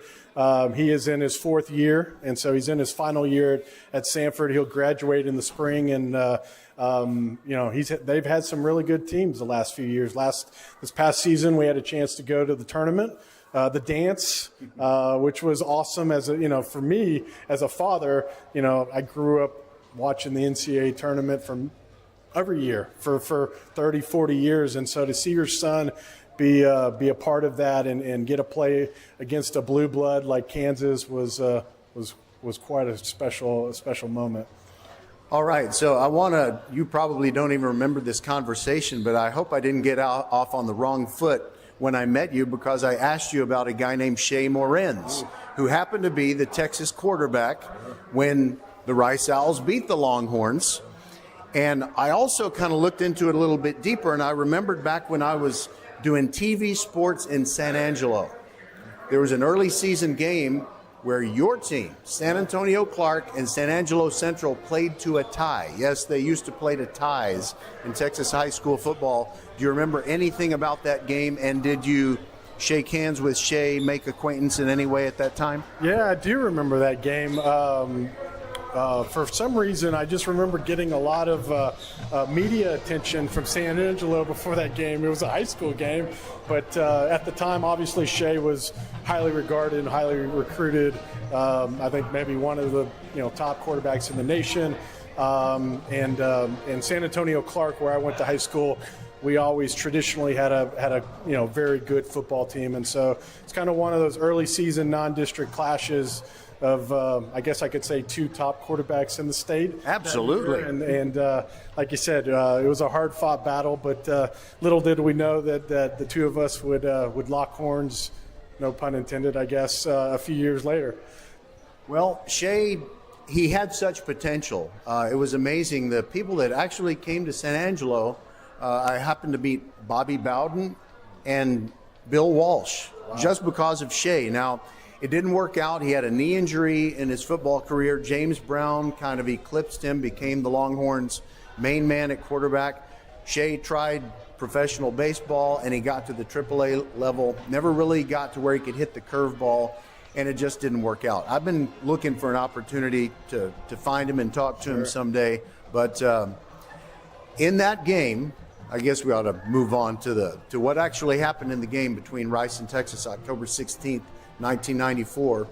You mentioned that it was on a Sunday night because of the baseball strike, and ESPN had to put something on, and what better game than that? But what was the weather like prior to the game and during the game? A lot of rain, needless to say, a bunch of rain. It was a steady rainfall. Now, if you go back and you start looking at the tall tales that came from that game, 30 years later, it was a monsoon. It was a hurricane. But from a serious note, we did have a steady rain throughout the game. And then actually after the game is when it really opened up and flooded the city. But it was definitely, you practice the wet ball drill during practice and hope you don't have to deal with it. But that game, we definitely had to deal with it all night long. The Longhorns dropped a whole bunch of passes. I also didn't remember this part, but they had several suspended players, including a great receiver named Lavelle Pinkney. Yeah. And I just remember the Longhorns dropping passes all over the place. And we'll talk passing statistics from the game when we return with Josh LaRocca, the Rice quarterback, back in 1994. And it seems like it's only appropriate. He should never, ever again have to go to Rice Village and pay for whatever beer he might order. We'll be right back. VypeFortBend.com.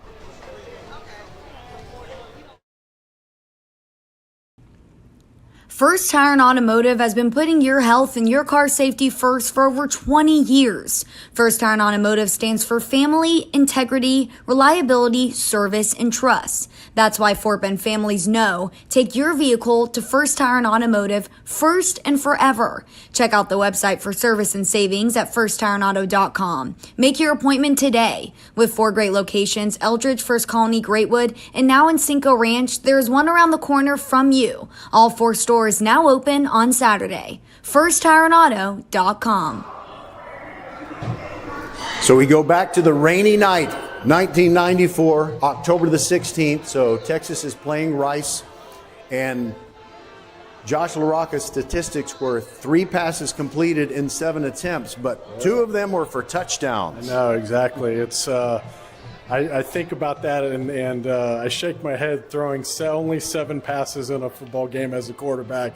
But yeah, a little background on that. That was our first year with Coach Ken Hatfield, who had come in and implemented the wishbone offense, which for me as a drop back quarterback was definitely a culture shock, but tried to adapt to it as quickly as I could. I could run fast. I was certainly not a triple option quarterback running that fast, but we had very good success with it, and clearly we had a really good season that year, and preparing for the triple option is almost impossible in a 1-week span, and so certainly we took advantage of that. You mentioned drop passes, you mentioned suspended players. I think the other thing that I remember still 30 years later is that nobody really talked about it, but the week before, Texas had played Oklahoma, and they had beat Oklahoma on the final play. I think Stoney Case was a defensive lineman, made a game-saving tackle at the 1-yard line. And I just remember that after that game thinking that they were going to be so high and obviously would overlook us, that we had a little bit more of an advantage on top of some of the other advantages that you mentioned going into that game, and certainly I think that played a part to it. Now, you followed Bert Emanuel as the Rice quarterback. Well, actually, yeah, go ahead. I was going to say he was before you, or you before him? Yeah. Okay. Before and after, actually. So he transferred in my true freshman year. And then my true sophomore year, I started. He backed me up. I broke my collarbone in the second game of the season. He took over and ran with the team for that season. And then the following season, he started. I backed him up, and then he graduated. So yeah, we backed each other up and played together. Obviously, Bert went on to do great things in the NFL as a receiver. I wish he would have maybe played receiver for me, but no, yeah, certainly.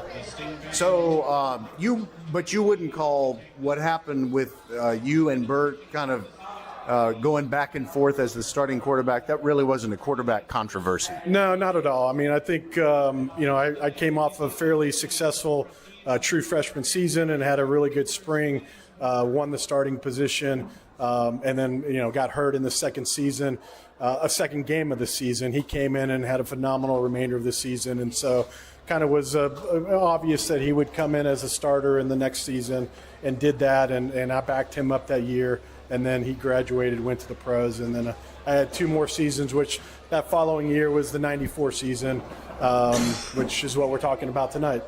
And you mentioned that Texas game where they defeated Oklahoma. Shea had messed up his knee in a game against Colorado where they ended up losing on a field goal on the final play. Rashawn Salam was the stud running back for Colorado. And Brown comes in and leads the Longhorns to the win over Oklahoma.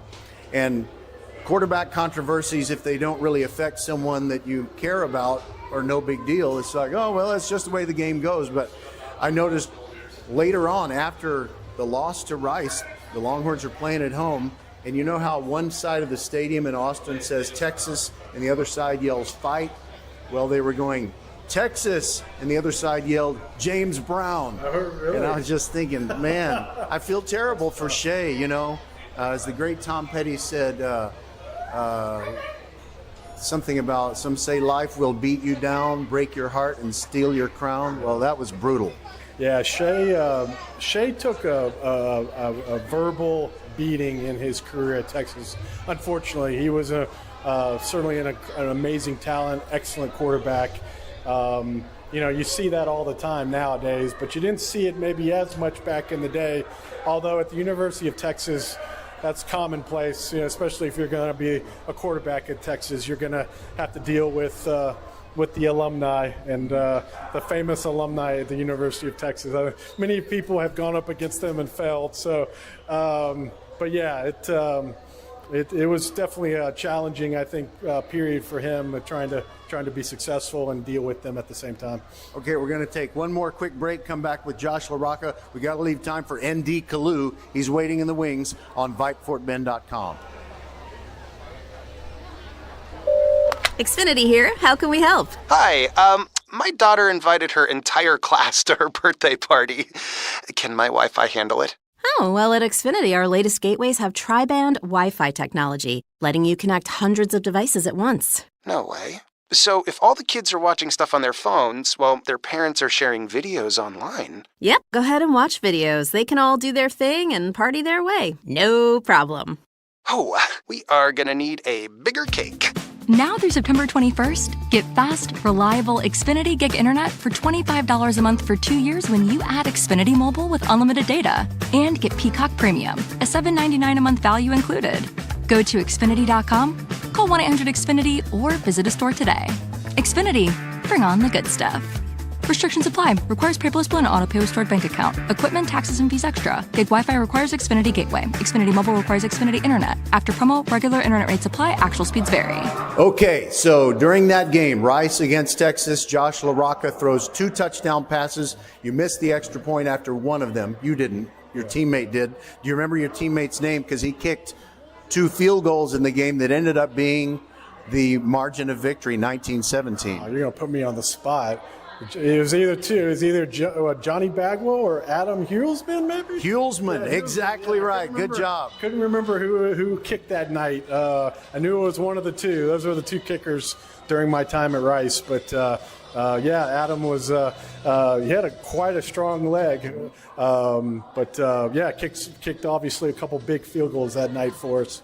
And kicking a wet ball is very difficult. By the way, I've never known of anyone, athlete, school, student at school, nobody with the last name Hulsman. Yeah. So it's amazing that you remember that. So either you haven't started forgetting things or you've been taking your Prevagen. I'm starting to forget things, unfortunately. So I've passed the 50 age mark, so I'm going downhill from there. But when you start talking about sports, that's the one thing I do have a pretty good memory about. And certainly when you're talking about October 16th, 1994, I have a pretty good memory on that night. All right, so ND Kalu is going to join us next. Anything that you remember in particular about him as a teammate? You played offense, he played defense, but any ND stories from his college days? Yeah, ND was a good friend of mine, an amazing football player, just a complete stud on the field. Our rivalry, well, not rivalry Rice, but our relationship went back to high school. We both grew up in San Antonio, played on opposing rival teams in the same district. I will say that I beat him in high school, so I've maybe got that on him, although he went to much bigger and brighter things in the NFL. So I'll trade him. I'll trade him if I could. You were San Antonio Clark. He was San Antonio what? Marshall. Yeah, and had some battles. We were very massive rivals back in the 80s and 90s in San Antonio football, and so like I said, obviously ND was just a stud on the field. Made a difference every single game we played in, certainly that night. Our defense played out of their minds that night. I think I know he had 2 sacks because I know he had back-to-back sacks on 2 plays, and probably had a few more that evening as well. And certainly one of the reasons we were successful that night in that season, where we ended up, 5-way tie for the Southwest Conference Championship the year A&M was on probation. Okay, and finally, got to let you go, and thanks for spending so much time with me. Do you remember vividly how big the crowd was? And there's so many UT alums in the Houston area. I presume there were more Longhorn fans than Owls fans. Is that right, even though it was a home game for you? Yeah, no doubt about it. You were talking about free beer in Rice U.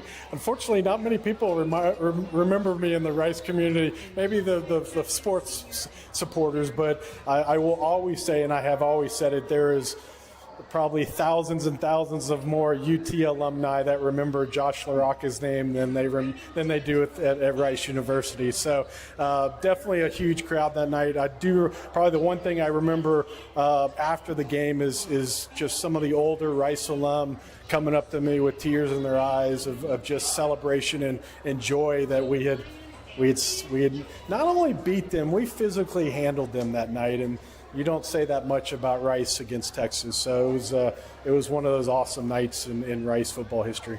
That is special. I like pro football, but when it comes to college and high school football, it's about the love. Rice is not where you went to school. It's part of who you are. Yeah, no doubt about it. Obviously it'll live with me forever. That evening, my 5 years playing football at Rice University, the relationships that I made through those times, and one of those is with ND, who you're about to talk to. Certainly, as I always say, I get way more credit for going to Rice than I probably deserve. But yeah, certainly a great university. All right. Thank you very much, Josh. It's been a great visit. Definitely. Thanks, Roger. It's great to see you. Thanks for having me on. All right. We are your one and only broadcast home for Fort Bend County High School sports. We'll be right back with ND Kalu. We are the volleyball school with 3 locations, Katy, the Woodlands, and our newest in Richmond on West Belfort. We have the best developmental volleyball program in Fort Bend. We have the high-level training you need to get on the top club and school teams, and you'll have fun doing it. Our Richmond facility is at 18120 West Belfort. Visit thevolleyballschool.com and come train with us. All right, welcome back to halftime. If you just joined us, we've been looking ahead to the celebration for everybody who loves Rice University. On Wednesday, it'll be the 30-year anniversary of the night they beat the Texas Longhorns in rainy Rice Stadium. We appreciate Josh LaRocca for joining us. And now one of his teammates on that Rice Owls team on the defensive side. You know him well, ND Kalu. And ND, what immediate memories do you have of that night? It was a rainy Sunday night. Just the victory and the celebration. I don't even remember the rain until mainly the UT fans remind us that it was inclement weather, but just a special night. Something that no one expected for us to be able to do, and for us to be able to do it, it was just special. But I just remember the feeling afterwards when we knew that we secured that victory. And I'll take a quick little aside here and ask you about your family. You've got multiple sons, I believe a nephew playing great on the defensive front for the Ridgepoint Panthers, and your daughter, India, is an outstanding volleyball player. Give us a rundown on your family and those who are still pursuing the athletic dream. I appreciate you bringing that up. So, yes, my oldest son, DK, he plays at Baylor. He just finished his first year at Baylor. He redshirted, nose tackle. Then my other son, he's a junior at Fort Bend Christian. He just turned 16. And like you mentioned, my daughter's off in Coffeyville, Kansas, pursuing her volleyball dream. So definitely the athletic gene kind of, spread out to the whole family. And I always love those Fort Bend connections. So DK is now going to be teammates with Mason Dossett, another one of those sons of NFL dads that played for the Panthers. Not just teammates at Baylor, they were teammates at Ridgepoint. So that's what I'm saying. That it's Ridgepoint is full of NFL dads. Yeah, and NFL dads, college dads, and the kids are kind of like taking up the torch, and they're doing great jobs with it. Mason, I mean, I can't say enough about Mason Dawson with what he did on the track, what he's doing on the football field. And then you have Bethel Roman, what he's doing at Texas A&M. There's just so much talent in that little Fort Bend area. It's amazing. All right, so back to the game where Rice beat Texas. The final score was 19-17. And I know it's been forever ago, 30 years. That's crazy. And you may not remember that much about it, but when you and your team found out that it would be a Sunday night game instead of the normal Saturday night, and it was going to be on national TV, pretty much the only thing to watch on sports that evening because of the baseball strike. Do you remember any reaction to that among your teammates? You know what? It was weird. It was just one of those things. And I do remember it like it was yesterday because it was such a special event, special evening. But I do remember when we found out that it was going to be on Sunday, and there was no other sporting event going on, if I'm not mistaken, whether it's baseball, basketball, other football games. So we just knew like something special was brewing. I looked at a replay of that, or at least a YouTube, several clips of it, and I remember you got multiple sacks on Shea Morenz, and my history with him goes way back. I used to live in San Angelo, and when he was playing high school football, I think he was the best high school quarterback I had seen to that day. Any impressions that you remember about Shea, any weaknesses that you wanted to exploit? Not weaknesses in his game. I mean, like you mentioned, I believe he was the number one recruit coming out of the state, if not the country, at the quarterback position. That whole team was stacked. Lavelle Pinckney, my former high school teammate, Priest Holmes, Brock Meyer, Dan Neal. They just had so many studs on that team. So it wasn't just about that quarterback, but to be able to sack Shea Morenz and knowing in high school I was reading about him and how great he was, it was definitely special. And something else, that was going to be my next question, but I think we're going to have to end the interview here pretty soon. But I was thinking about Priest Holmes, and later that year, Texas played North Carolina in the Sun Bowl, and I was living in El Paso. And so Mac Brown at the time is the coach of the Tar Heels. And Priest Holmes leaps over the goal line in the last 2 minutes to score the winning touchdown. Was there anybody else besides the guys you listed a moment ago, besides Priest Holmes and Lavelle Pinckney and those others, anybody else that moved on to play pro ball? There was one guy, and football players, they don't like to admit when they are amazed by their peers. But UT had a defensive end that, even though we're the same age, I found myself in awe of him, and I'm talking about Tony Brackens. That was a guy, when he was up on the field, instead of sitting down getting my water, I was a fan. I was on the sideline watching him do what he does. So Tony Brackens is definitely a guy that sticks out.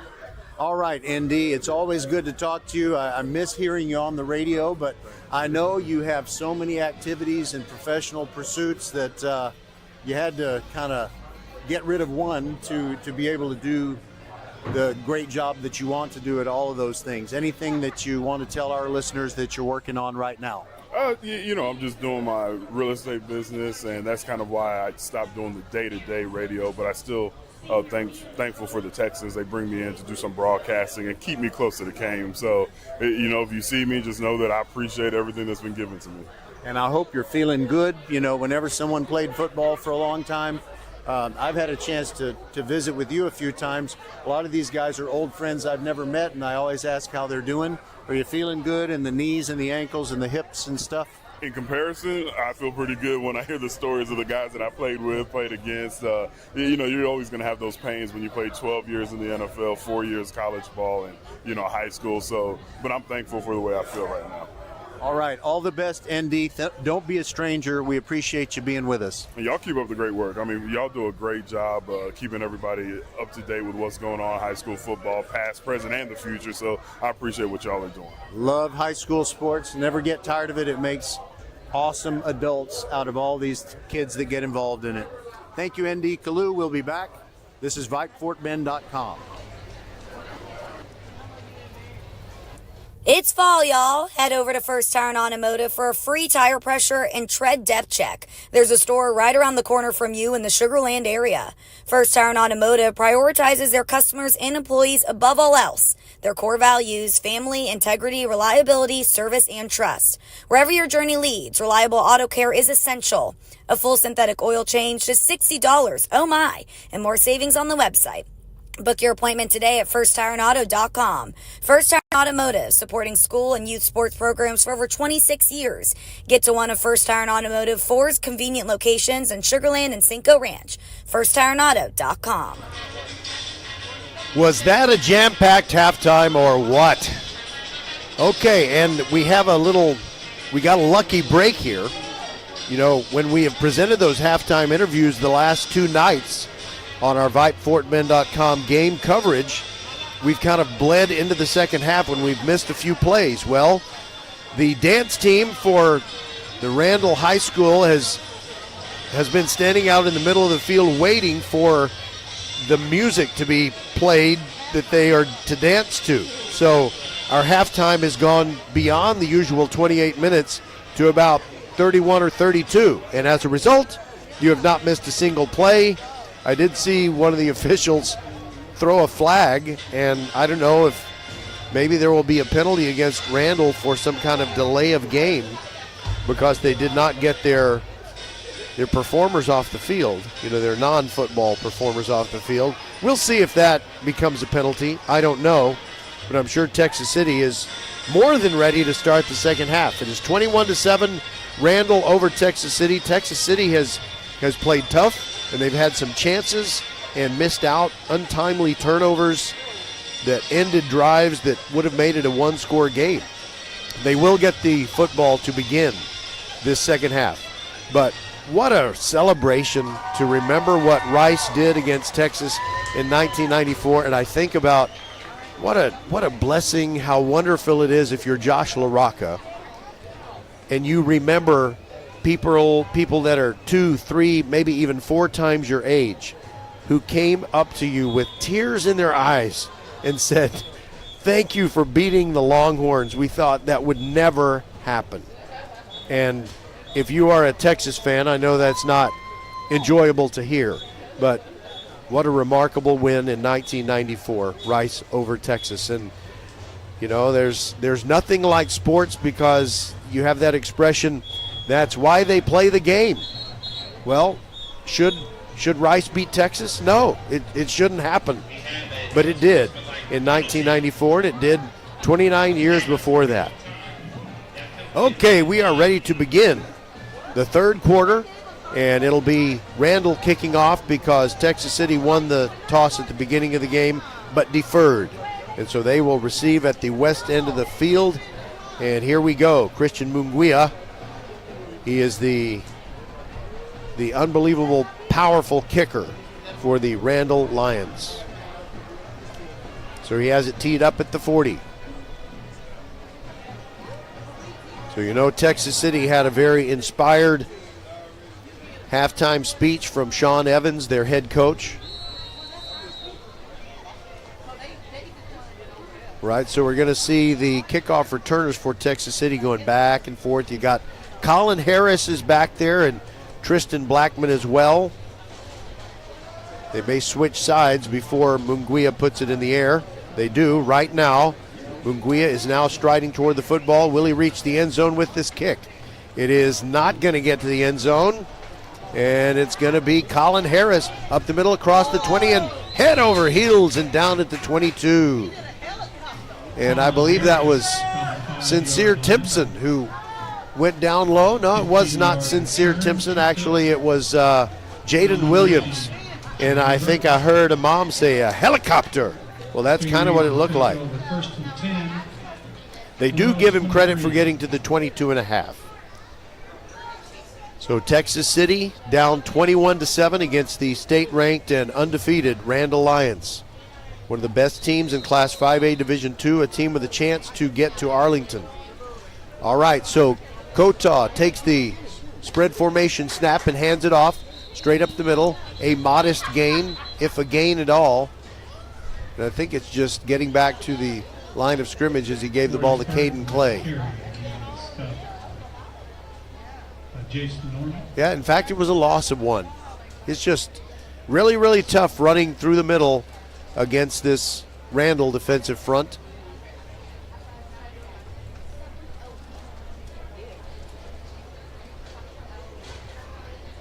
All right, so on second down and 11, will Kotaw throw the football, facing a 4-man front. Play fake, throws out in the flat near the numbers on the far side. Got a completion and a first down. A pickup of 14 yards as he delivered it to Jaden Johnson. That'll move the sticks. It's a first down. Think of First Tire and Automotive for all your car care needs. Check them out at firsttireandauto.com. It is the kind of day, because of the heat. It's not, that oppressive July heat that we had, but it is up to 86 degrees.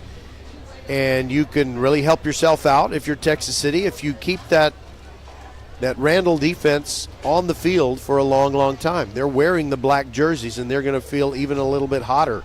Kotaw out of the empty backfield, throws far sideline, gets the catch for about a 7-yard pickup, gets it to Jaden Johnson again. Easy pitch and catch in front of the defensive back, Tayshawn Williams. Give him a 6-yard gain. It's second down and a short 4.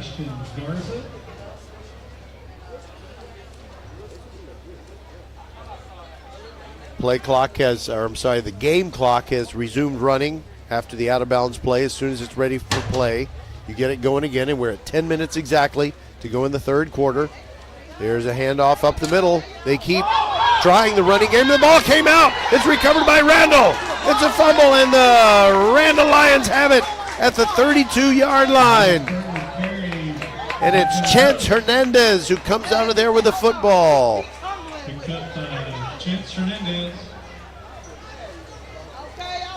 Well, this is going to be the kind of game where Texas City, if they do not come back and win this thing, they're going to say, we had our chances. They were starting to move the football there after a couple of nice passes, and then, boom, kind of an unforced error. Randle is certainly capable of forcing fumbles, but I don't think that was a forced fumble. Now Skrabonic and company back on the field for the first time in this third quarter, leading 21-7. And it's Timpson. Now Montelongo, now back to Skrabonic, who throws deep. It is caught inside the 5. First and goal at the 4 as he delivers it to DeCorian Rubin. So the handoff to Timpson, he flipped it to Jackson Montelongo, back to Skrabonic, and he fired it a little bit underthrown. If he had led his receiver, that would have been a touchdown, but Randle is sitting pretty anyway. First and goal at the 4, give to Timpson, running left, breaks a tackle, fighting for the goal line, gets to the 1. Second down and goal from there.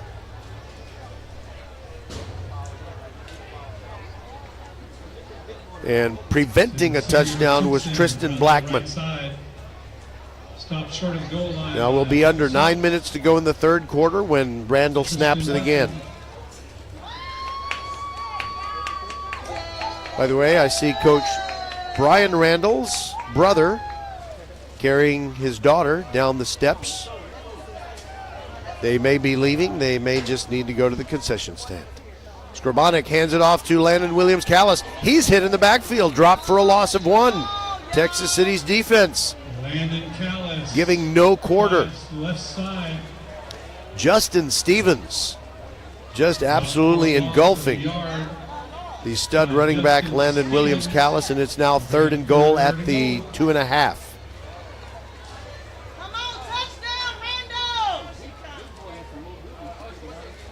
Yeah, do what Mama said.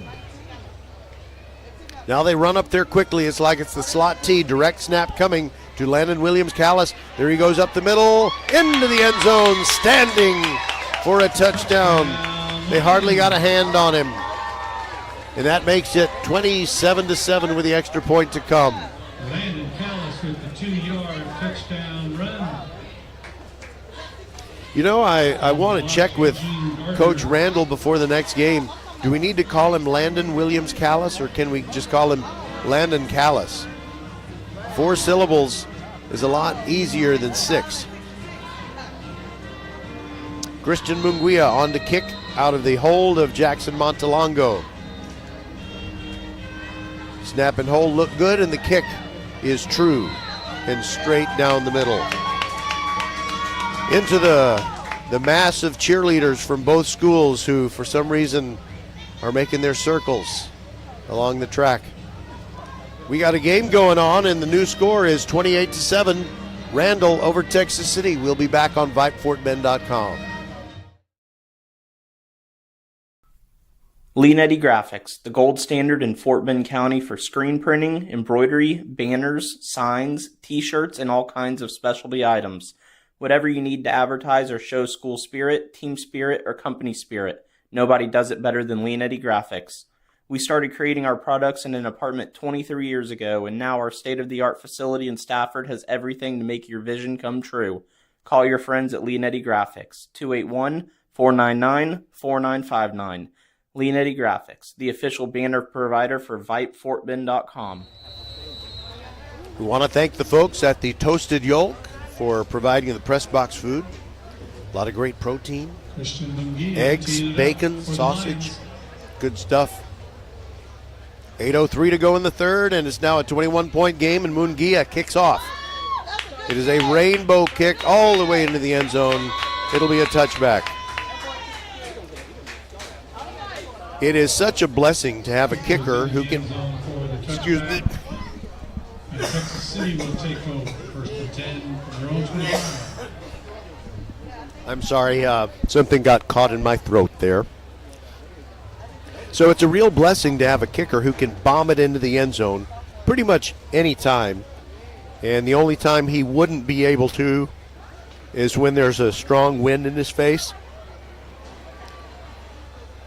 That's just a weapon to have as a kicker who can get it that deep.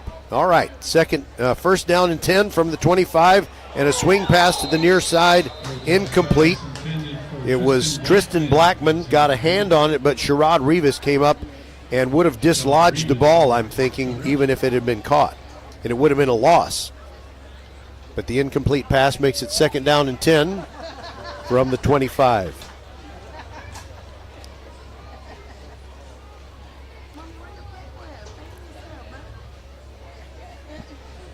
So this football game, I'm going to presume, is the reason that Texas and Oklahoma aren't starting till 2:30. I think that was wise. This is a big game here. And a run up the middle. They give it to Caden Clay. Dodged a tackler near the line of scrimmage, kept on going. And you know what? That was not Caden Clay. It was 9, not 6. 9, not 6. It was Justin Stevens. Now I think you're understanding why I said this broadcast is brought to you in part by Hall's Mentholiptus cough drops.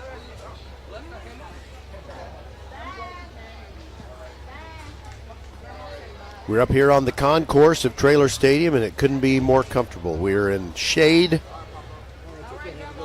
on a day in the mid-80s. And now we have a timeout prior to the snap taken by Texas City. We'll take it with them. They want to discuss something, and we'll be back. 28-7, Randle leads the Stingarees. Xfinity here. How can we help? Hi, my daughter invited her entire class to her birthday party. Can my Wi-Fi handle it? Oh, well, at Xfinity, our latest gateways have tri-band Wi-Fi technology, letting you connect hundreds of devices at once. No way. So if all the kids are watching stuff on their phones, while their parents are sharing videos online. Yep, go ahead and watch videos. They can all do their thing and party their way. No problem. Oh, we are gonna need a bigger cake. Now through September 21st, get fast, reliable Xfinity Gig Internet for $25 a month for 2 years when you add Xfinity Mobile with unlimited data. And get Peacock Premium, a $7.99 a month value included. Go to Xfinity.com, call 1-800-XFINITY, or visit a store today. Xfinity, bring on the good stuff.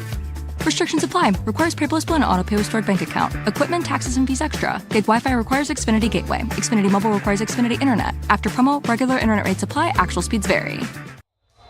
All right, we had the third down play right before the end of that commercial, and Kotaw got hit from the blind side. He dropped the ball. Randle had a chance to recover it, but Texas City did maintain the possession, jumping on the football, and they will have to punt on 4th and 13 from their own 22. Ociel Guerra comes on, and he will kick it away. I think that's Ociel. Patrick Evans lines up to punt. Now Patrick Evans actually is going to do the kicking, and Sean Smith is back there. The punt snap goes over his head. He's in the end zone. He turns around and he punts it away. That was remarkable. There's a flag down on the play, and he punts it all the way out to the 40. That was an amazing, amazing effort by the Texas City punter. And I think I see one of the linesmen telling referee Jeremy Jeters that it's holding.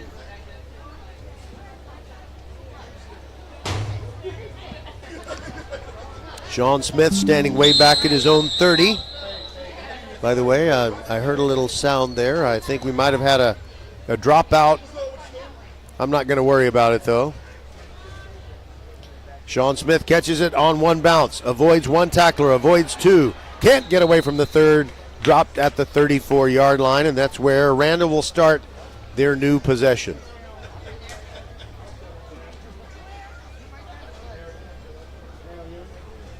I'm trying to get an ID on the player that made that tackle. I think he's number 8, Walter Spurlock. But he's got his jersey is kind of wrinkled up where you can't tell if it's a 0 or a 6 or an 8. I'm thinking 8. Scribonic out there, quarterbacking again for Randle. Twin receivers on the near side, stacked one behind the other. Scribonic hands it off straight up the middle. It's a nice first down run, and it's the first carry from scrimmage for Deshaun Burton. And he picks up 8, second down and 2. Randle runs another play quickly. Burton hit at the line of scrimmage, bounces off that, gets the first down and more. 2 men trying to bring him down at the 47. They finally do, but it is a first down for the Randle Lions. Think of First Tire and Automotive for all your car care needs. Check them out at firsttireandauto.com. That moves the sticks.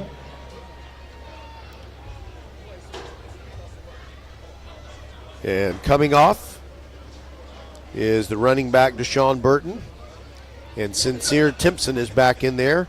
Scribonic gives it to him, running left, bouncing back, giving ground. Flag comes in. And it's just a 1-yard gain going around the left end for Sincere Timpson. And another hustling tackle by Texas City's Walter Spurlock.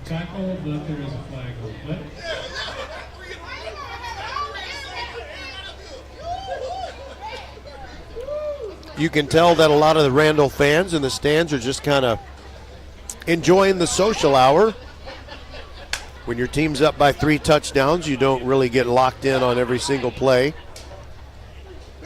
It is going to be a penalty against Randle. I think it's holding. I'm not sure if Mr. Jeters came over and told us that. First down and 20 for the Lions from their own 37. Scribonic in the spread. Timpson goes in motion. He swings it out there to Timpson, but he's hit in the backfield. Buried. Oh, my goodness. What a play by Devontae Johnson. Fought off a block and jumped on top of Sincere Timpson and dropped him for a loss of, I think it's 4.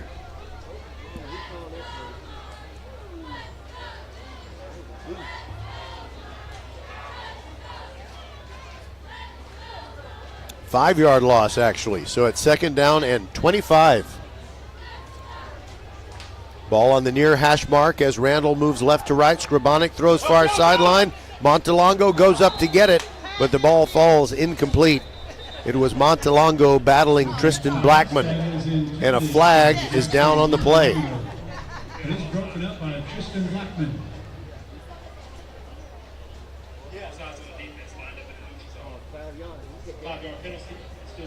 All right, so Texas City was offside, and that gives back the 5 yards that they lost on the swing pass to Timpson. So now it's 2nd down and 20.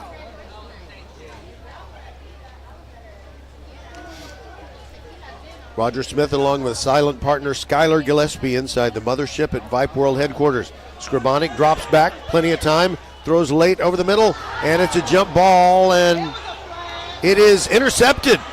It's intercepted by Xavier Scouron. He's going down the far sideline, and he gets to the 10-yard line. Everybody kind of stopped. Everybody stopped. I'm not sure why, but all of a sudden Scouron realized he can run with a football, and that's the 2nd interception thrown today by Randle. And you might hear fans in the stands saying, why didn't the whistle blow? Well, I'm not sure why it needed to blow. There was movement in the line, but Texas City, and I had a good angle on it, Texas City's interior defensive lineman, one of them moved forward but did not move across the line of scrimmage, and he didn't make contact.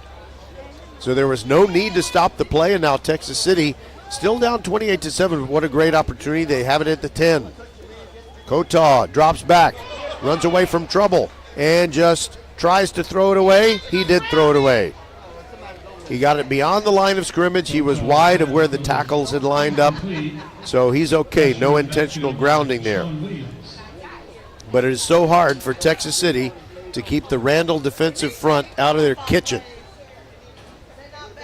3:54 to go in the 3rd.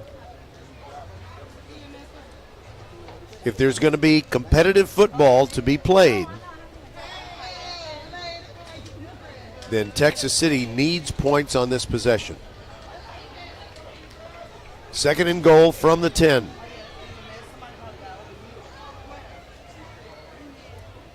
There's a give up the middle. Strong run inside the 5 to the 3s. They put it in the belly of Justin Stevens. And it'll be 3rd down and goal. Mark him at the 4.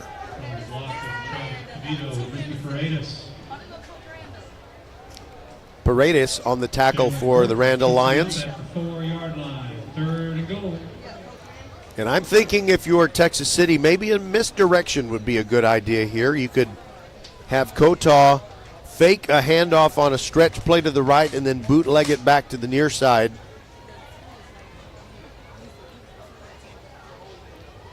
And it is a give, and it's a touchdown for Texas City. A nice change of direction. And it was the same man who got it on the previous play. Justin Stevens started right, cut it back when he saw daylight, and that makes it 28-13. And it looks like they'll kick the extra point.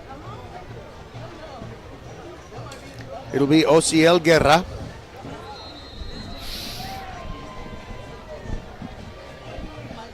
We've got 3:08 to go in the 3rd. This will make it a 2-score game. It already is a 2-score game. Low snap. Guerra gets it up in the air, and he hooked it wide to the left.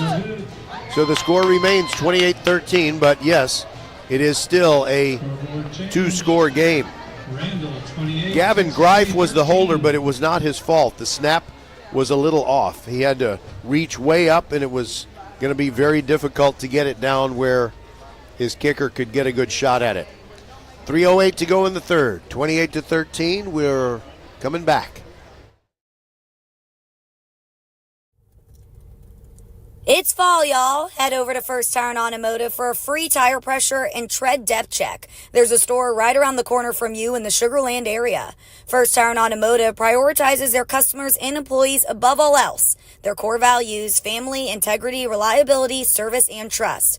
Wherever your journey leads, reliable auto care is essential. A full synthetic oil change, just $60. Oh my! And more savings on the website. Book your appointment today at firsttireandauto.com. First Tire and Automotive, supporting school and youth sports programs for over 26 years. Get to one of First Tire and Automotive 4's convenient locations in Sugar Land and Cinco Ranch. firsttireandauto.com. Ray Cabrera will kick it off for Texas City. The left-footed kicker kicks it short. Comes down to Sincere Timpson at the 20-yard line, moving to his left. Hesitates, now goes up the middle. Stumbles, but he's still going. 40, 45, 50, 45, 40. Near sideline, one man to beat. 15, 10, 5, touchdown! Sincere Timpson. What a player. The clock keeps ticking. It should have stopped at about 2:50. It's at 2:46. Wow, he took it to the house. So discouraging for Texas City to be playing against such a team as Randle with so many weapons. And like I said earlier in this game, Sincere Timpson would be the star running back on literally hundreds of teams in the state of Texas if he didn't play on the same team as Landon Williams-Callis. Christian Munguia on to add the extra point. Of course, he does. And kicks it beyond that Bell monument at the west end of Traylor Stadium. Our new score, 35-13. We'll be back on VypeFortBend.com. Xfinity here. How can we help? Hi, my daughter invited her entire class to her birthday party. Can my Wi-Fi handle it? Oh, well, at Xfinity, our latest gateways have tri-band Wi-Fi technology, letting you connect hundreds of devices at once. No way. So if all the kids are watching stuff on their phones, well, their parents are sharing videos online. Yep, go ahead and watch videos. They can all do their thing and party their way. No problem. Oh, we are gonna need a bigger cake. Now through September 21st, get fast, reliable Xfinity Gig Internet for $25 a month for 2 years when you add Xfinity Mobile with unlimited data. And get Peacock Premium, a $7.99 a month value included. Go to Xfinity.com, call 1-800-XFINITY, or visit a store today. Xfinity, bring on the good stuff. Restrictions apply. Requires paperless bill and auto-pay with stored bank account. Equipment, taxes, and fees extra. Gig Wi-Fi requires Xfinity Gateway. Xfinity Mobile requires Xfinity Internet. After promo, regular internet rates apply. Actual speeds vary.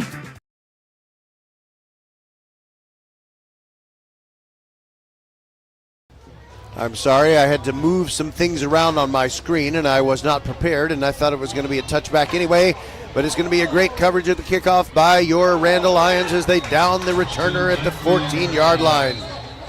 14-yard return. How about that? That was Ashton Johnson. A flag came in late. Ashton Johnson made a great tackle on Tristan Blackman. And we'll see what referee Jeremy Jeter says is the call.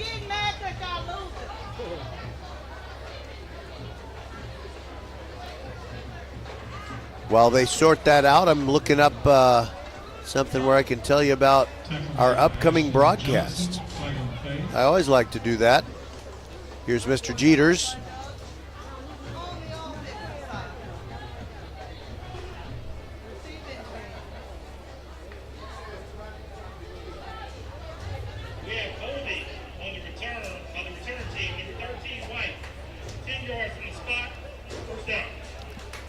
All right, so that's going to, they said 10 yards from the spot. I think it's going to have to be half the distance.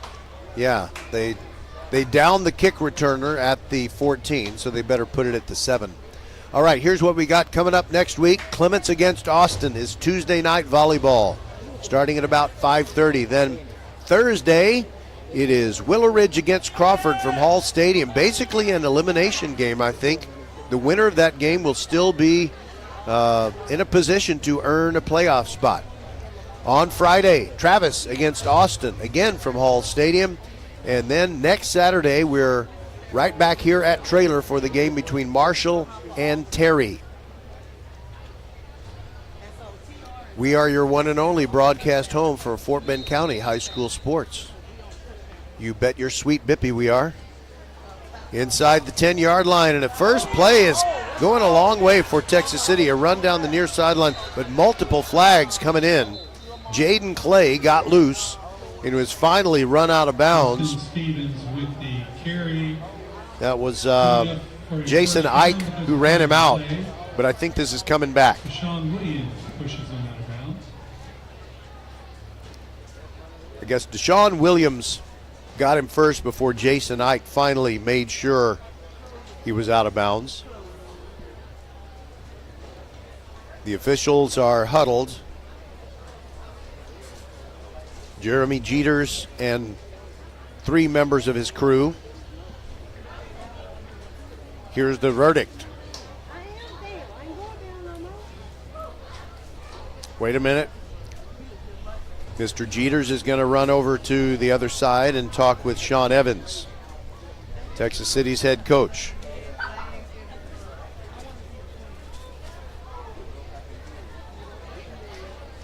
Game time temperature was 80 degrees, and right now it's 87. We had 2 penalties on that play. We had a holding. He started to give the explanation. Now he's running over to the near side.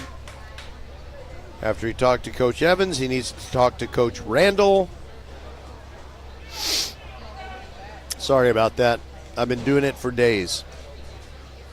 It's got to go away, hopefully soon. Here's the explanation in full.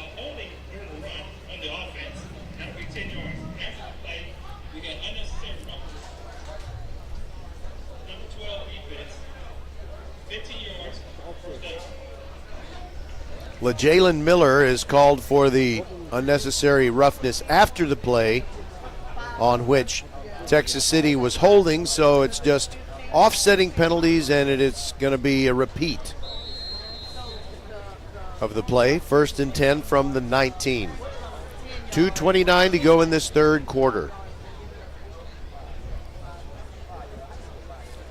You know, in the countdown to kickoff show, Coach Randle was talking about how there's something in the water in Galveston County. Well, how about that Jonah Williams at Galveston Ball? Wow, what a player he is in Class 5A Division I. And a fumble right up the middle. Texas City ran it, but the Stingarees maintained possession. It was Justin Stevens carrying, and he was popped, and the ball squirted out right up in the air. A lot of excitement, but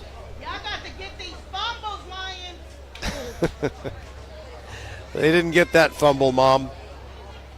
Of course, you know that, or you wouldn't have said that. 1:57 to go, clock ticking down in the third quarter. 35-13. Randle with the lead. And J-Tow throws it over to the far sideline, and he has the shoulder that the receiver didn't expect it over. I know that's terrible grammar. Justin Stevens was the intended receiver, and I gave the quarterback the wrong last name. It's Votaw.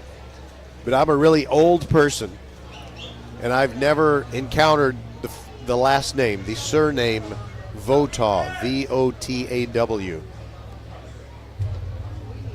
It sounds like it's an acronym for a long, something that had several words. Votaw. All right, 3rd down and 11. Fake draw play. Votaw sacked. There's going to be a play action pass. He thought he had a chance to find somebody, but as soon as he looked up after faking the handoff, Jalen Burton was on him like ugly on an ape. Like white on rice.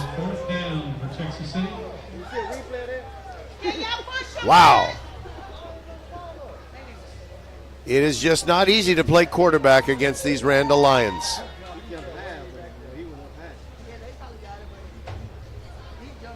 And they're going to punt the football away.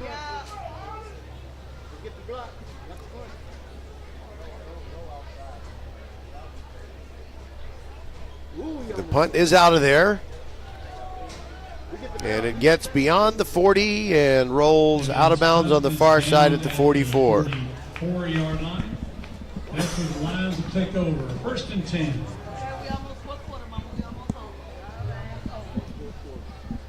On this beautiful day, Texas and Oklahoma set to play later at the State Fair of Texas in the Cotton Bowl. I love to go to great old stadiums, the ones that are, you can barely imagine that certain stadiums were thought of as a state-of-the-art, wonderful place to be. They seem kind of just antiquated, kind of like Stallworth Stadium in Baytown, Tully at Spring Branch. There are a bunch of them around the Houston area. The Cotton Bowl is one of those on the major league scale. Sincere Timpson up the middle, never went down, but brought down after a 3-yard pickup. He had 2 and he kind of twisted off the pile, but Caden Clay, I think, had a hold of him. Yeah, Caden Clay might have stopped Timpson from taking it to the house. Timpson just ran back a kickoff that really took the wind out of the sails for Texas City. And that'll be the end of the third quarter. 35-13 is our score. We'll be back on VypeFortBend.com. Glad to have you with us. Randle on top of Texas City. Leanetti Graphics, the gold standard in Fort Bend County for screen printing, embroidery, banners, signs, t-shirts, and all kinds of specialty items. Whatever you need to advertise or show school spirit, team spirit, or company spirit, nobody does it better than Leanetti Graphics. We started creating our products in an apartment 23 years ago, and now our state-of-the-art facility in Stafford has everything to make your vision come true. Call your friends at Leanetti Graphics, 281-499-4959. Leanetti Graphics, the official banner provider for VypeFortBend.com. All right, you Randle fans, we're thinking about our broadcast schedule later on this month, and on October 24th, I believe we are going to opt for the game between your Randle Lions and the Terry Rangers. We get later in the season and we always like to look for the game with the greatest playoff implications. That one won't have playoff implications. We also look to dance with the prettiest girl, if you know what I mean. And teams like Randle and Fulshire and Ridgepoint are looking pretty good, if you know what I mean. There's always volleyball. We are going to give great volleyball teams their proper attention. So we try to bring you the best game. We try to bring you games that involve every team in Fort Bend County, but that's kind of in the first half of the season, and then when you get beyond that point, it's all about which is the more attractive game. So Randle versus Terry is probably not going to be one with playoff implications, but we do want to hang around with Randle. We want to be friends with Randle. All right, 2nd down and 8. Strabonic fake handoff, throws late over the middle. Jackson Montalago makes the catch. 1st down at the 33. Ridden down from behind by Xavier Scalron. That is a 1st down. Think of First Tyrant Automotive for all your car care needs. Check them out at firsttyrantauto.com. A 10-yard pickup on the pass from Strabonic to Montalongo. 1st down and 10. Give to Landon Callis going over the right side. I'm trying out the shorter name, and he runs for 3 yards. They are keying on him, as every team does. That doesn't usually keep him from scoring a touchdown, but Justin Stevens did get the tackle there. 2nd down and 7 coming up. One of the Randle players had a helmet come off, so he has to exit the game for one play. That's Chance Hernandez. You know, I've got a roster that says Chance Hernandez is 56 and that he's also 59. What's up with that?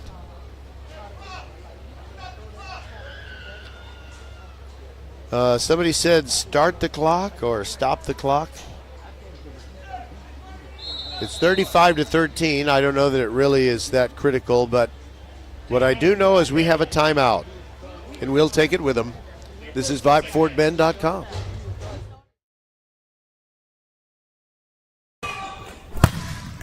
We are the volleyball school with 3 locations, Katy, the Woodlands, and our newest in Richmond on West Belfort.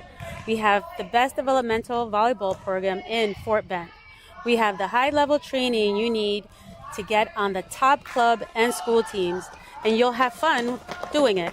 Our Richmond facility is at 18120 West Belfort.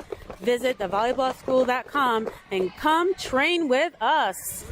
Speaking of volleyball, not gym volleyball, but sand volleyball, Tyler Scribonic's older sister, Skylar, is at Florida State as a scholarship athlete in sand volleyball. And I've been worried about Skylar and also Ariel Kowaleski, formerly of Travis, now plays softball for the Florida Gators. There goes Landon Williams-Callis up the middle, all the way into the end zone for a touchdown. How dare he interrupt my story? 30-yard touchdown run for Landon Williams-Callis. He's the 21st century version of Kenneth Hall. He was the Sugarland Express, and he held all the rushing records that you could imagine for the longest time. And Landon Williams-Callis just being a sophomore and still tearing it up after totally killing it as a freshman. I'm not even sure he has a driver's license yet. Munguia kicks the extra point. It makes it 42-13. I'm just going to keep it right here. So I was talking about Skylar Scribonic, the sand volleyball athlete after being a great volleyball player for Randle. She is at Florida State, and Ariel Kowalewski used to play for Travis in softball, and now she's a Florida Gator and played in the Women's College World Series. I've been worried about those two out there in Florida after the recent storms, Helene and Milton.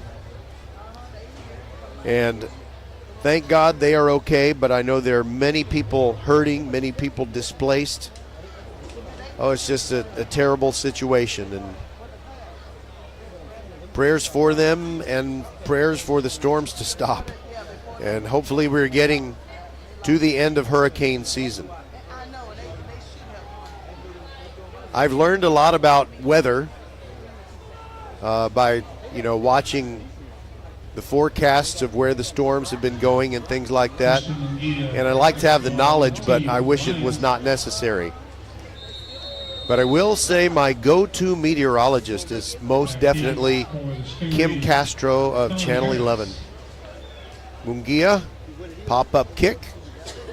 Fair catch called for and made at the 24-yard line by Texas City's Patrick Evans.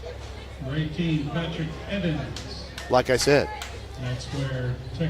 So anyway, I could watch Kim all day, even if I was never going to be outside needing to know what the weather is.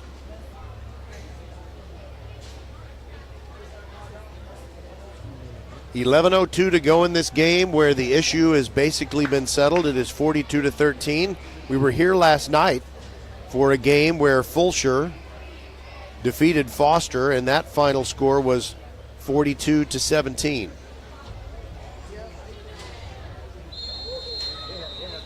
So this is kind of a similar game. Texas City has played well enough to keep it competitive, but they've made some mistakes that have really helped out Randle.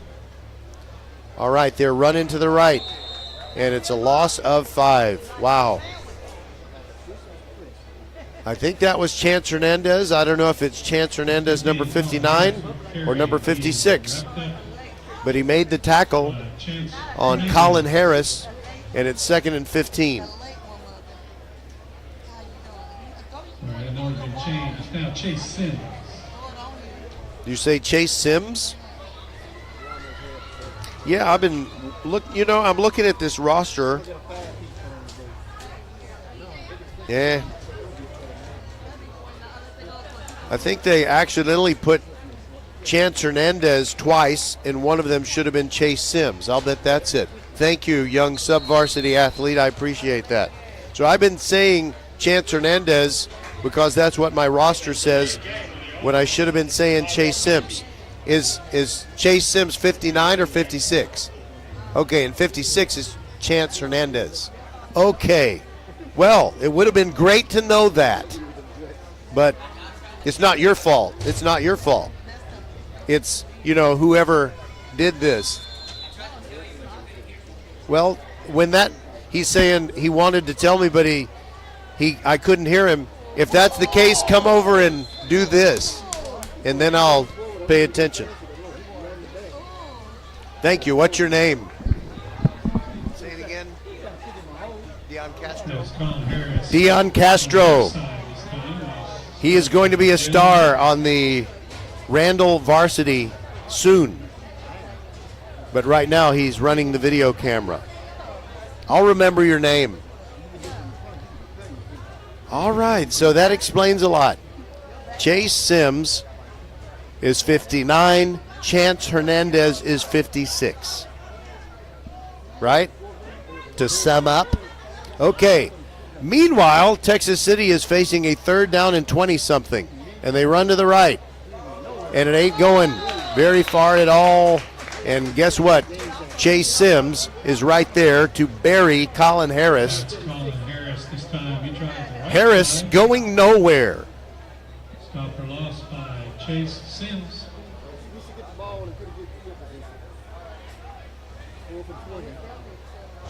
All right, it is time for Texas City to punt.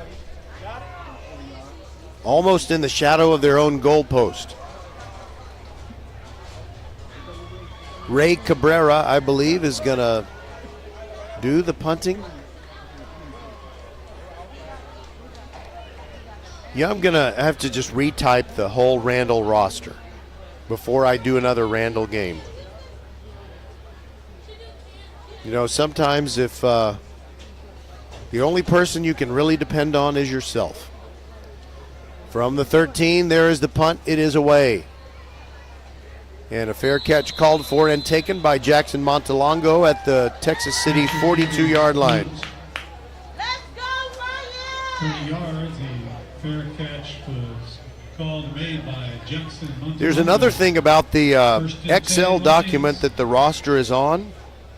For some reason, you can't print it all on one page, and it leaves off number 29, 30, 31, 32, 34, and 35 on the left column. And on the right column, it leaves off players number 84 through 92. So I'm just going to have to redo my Randle roster myself. Line of scrimmage was the 43, not the 42. Scribonic at quarterback. And whistle prior to the snap. This game has gotten sloppy.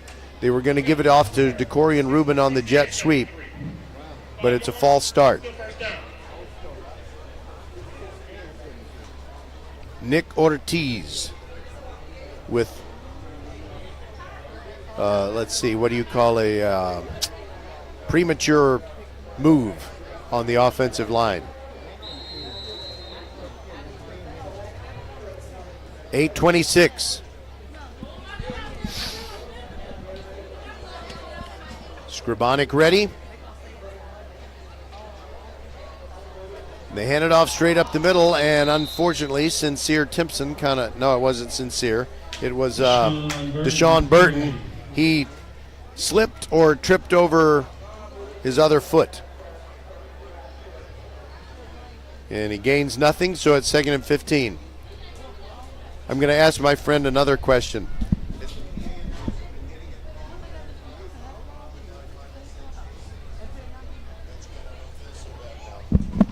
So I just asked him, my informant, to let me know about the roster flaws. He tells me that the PA announcer has been calling Chase Sims Chance Hernandez all day too, until like the last 5 minutes. Another give over the left side, and it's a tackle for loss. The effort is good from Texas City. Deshaun Burton dropped in the backfield. Michael Saltz and Maurice Burton coming through with the tackle. And that leaves them with a third, leaves them, the Randle Lions, with a 3rd and 17. Roger Smith and Big Sky, Skylar Gillespie inside the mothership at Vype World headquarters. But if Skylar has nodded off, you're all right, Skylar. Don't worry about it. Play action pass, far sideline. Catch made by Cedric McClintock, but about 5 yards short of the first down. And how about we bring on that kicker? How about Mungia? Let him kick one. Come on, let Mungia kick it from 57. Make it 56 yards. They should start chanting Mungia. Mungia. It's 4th down. Let him kick it. Call a timeout right before the play clock runs out. But I notice, oh, never mind. Okay, here we go. 4th down and 6. Skrabonic drops back. Near sideline pass. Caught. First down at the 25. Nice comeback route by DeCorian Rubin. That'll move the sticks. It's a first down. Think of First Tire and Automotive. For all your car care needs, check them out at firsttireandauto.com. I see 2 guys with a black jersey number 88. One of them, well, I guess Christian Mungia, not wearing football pants. Somebody wearing gray sweats and jersey number 88, but I don't see Mungia, with pads and football pants. All right, so they run it, going left, 2-yard pickup. Deshaun Burton. And the clock is down to 6:04. It'll be well under 6 minutes before Randle snaps it again. 42-13 is our score. And we will turn our attention to the games of next week. And I will turn my attention to getting the banners that I put up in this stadium. There are 4 of them. It'll take me a while.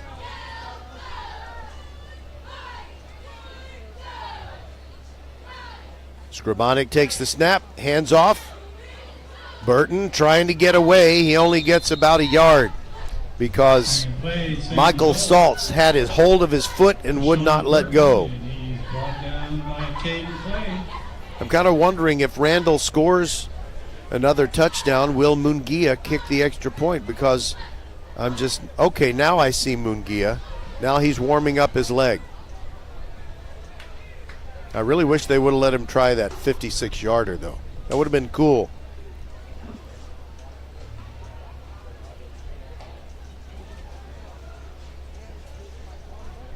From the 22-yard line, it's 3rd and 7 for the Lions. That's why Mungia is getting warmed up in case this play doesn't make a first down. It does make a first down, though. Burton over the left side takes it down to the 14-yard line. A gain of 8, and that moves the sticks.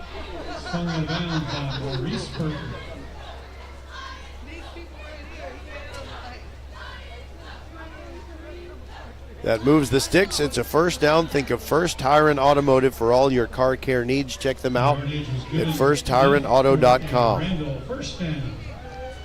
They marked him at the 13. We're closing in on 4.5 minutes to go.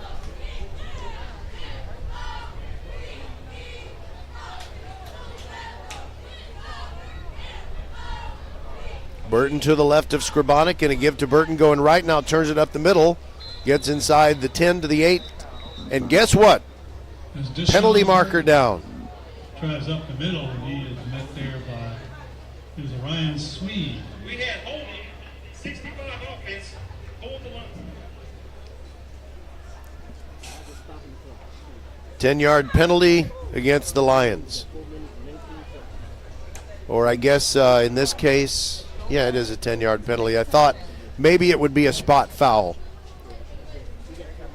But evidently it happened behind the line of scrimmage.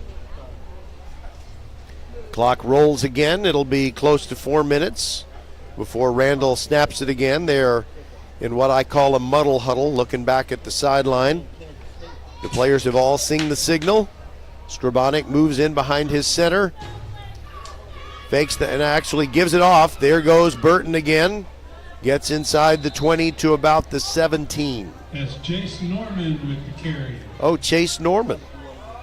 Different carrier? He is pushed back by Xavier Scourin. Sure enough. Jace Norman. Listed as a wide receiver, but gets a carry as a running back here. Santa Fe coaches are scouting this game. They've seen enough. They're going home.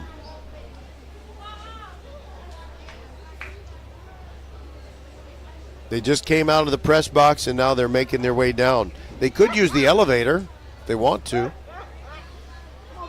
Here is Jace Norman carrying again, but I think he might have gotten his feet tangled up with Skrabonic in the backfield, and it's now 4th and about 13, and now it might be time to bring on Mungia. Or is it 3rd down? I guess it is 3rd down, and they bring Norman off, and Deshaun Burton comes back out.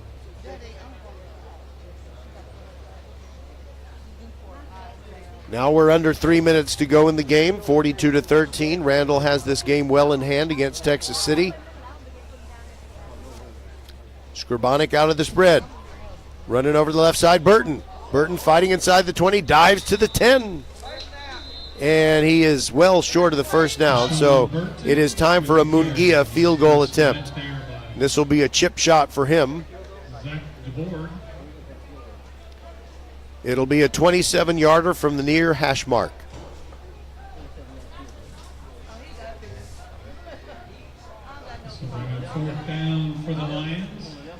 And Mungia is as close to automatic as anybody, not just with extra points.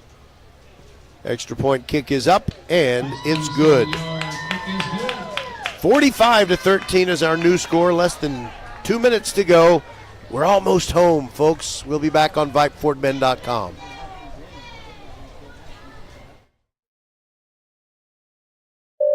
Xfinity here. How can we help? Hi, my daughter invited her entire class to her birthday party. Can my Wi-Fi handle it? Oh, well, at Xfinity, our latest gateways have tri-band Wi-Fi technology, letting you connect hundreds of devices at once. No way. So if all the kids are watching stuff on their phones, well, their parents are sharing videos online. Yep, go ahead and watch videos. They can all do their thing and party their way. No problem. Oh, we are gonna need a bigger cake. Now through September 21st, get fast, reliable Xfinity Gig Internet for $25 a month for 2 years when you add Xfinity Mobile with unlimited data. And get Peacock Premium, a $7.99 a month value included. Go to Xfinity.com, call 1-800-XFINITY, or visit a store today.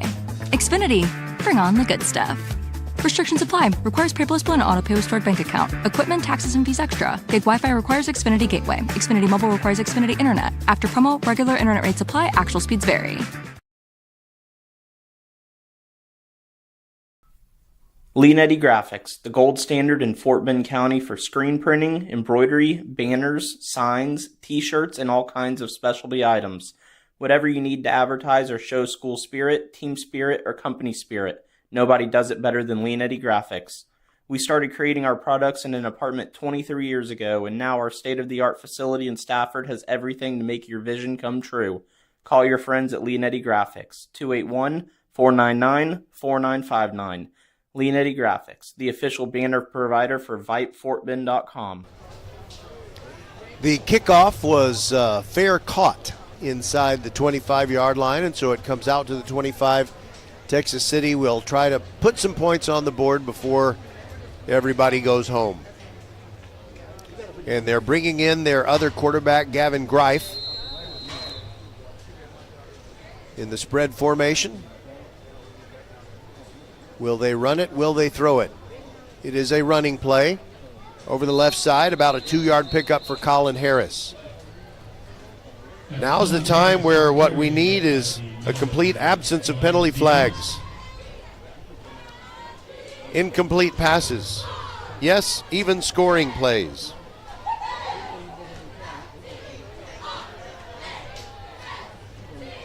Second down and 8 for Texas City as the clock is down to 1:20, still ticking, and they still have not come out of the huddle.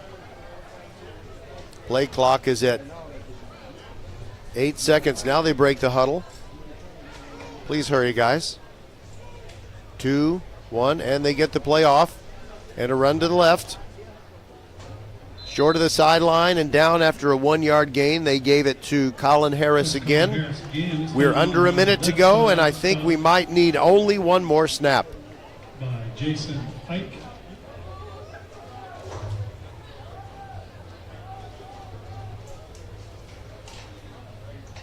Jason Ike made that last tackle, and there should be only one tackle to make before we're all done.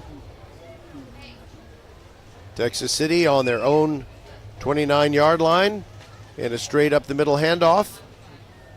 And a short gain, 3, maybe 4 yards for Michael Richardson, and that will do it. The clock will tick down to 0. The players will line up at the 50-yard line, and Randle will continue undefeated in this 2024 season. So for Skylar Gillespie, Merle Bertrand, Suna Venkat, Patrick Kinnick, Bob McKay, and everybody who is a part of VypeFortBend.com, we thank you so much for being with us. We will have 3 football games next week, as usual, plus Tuesday night volleyball. Roger Smith saying goodbye and God bless from Trailer Stadium. Our final score one more time, Randle 45 and Texas City 13.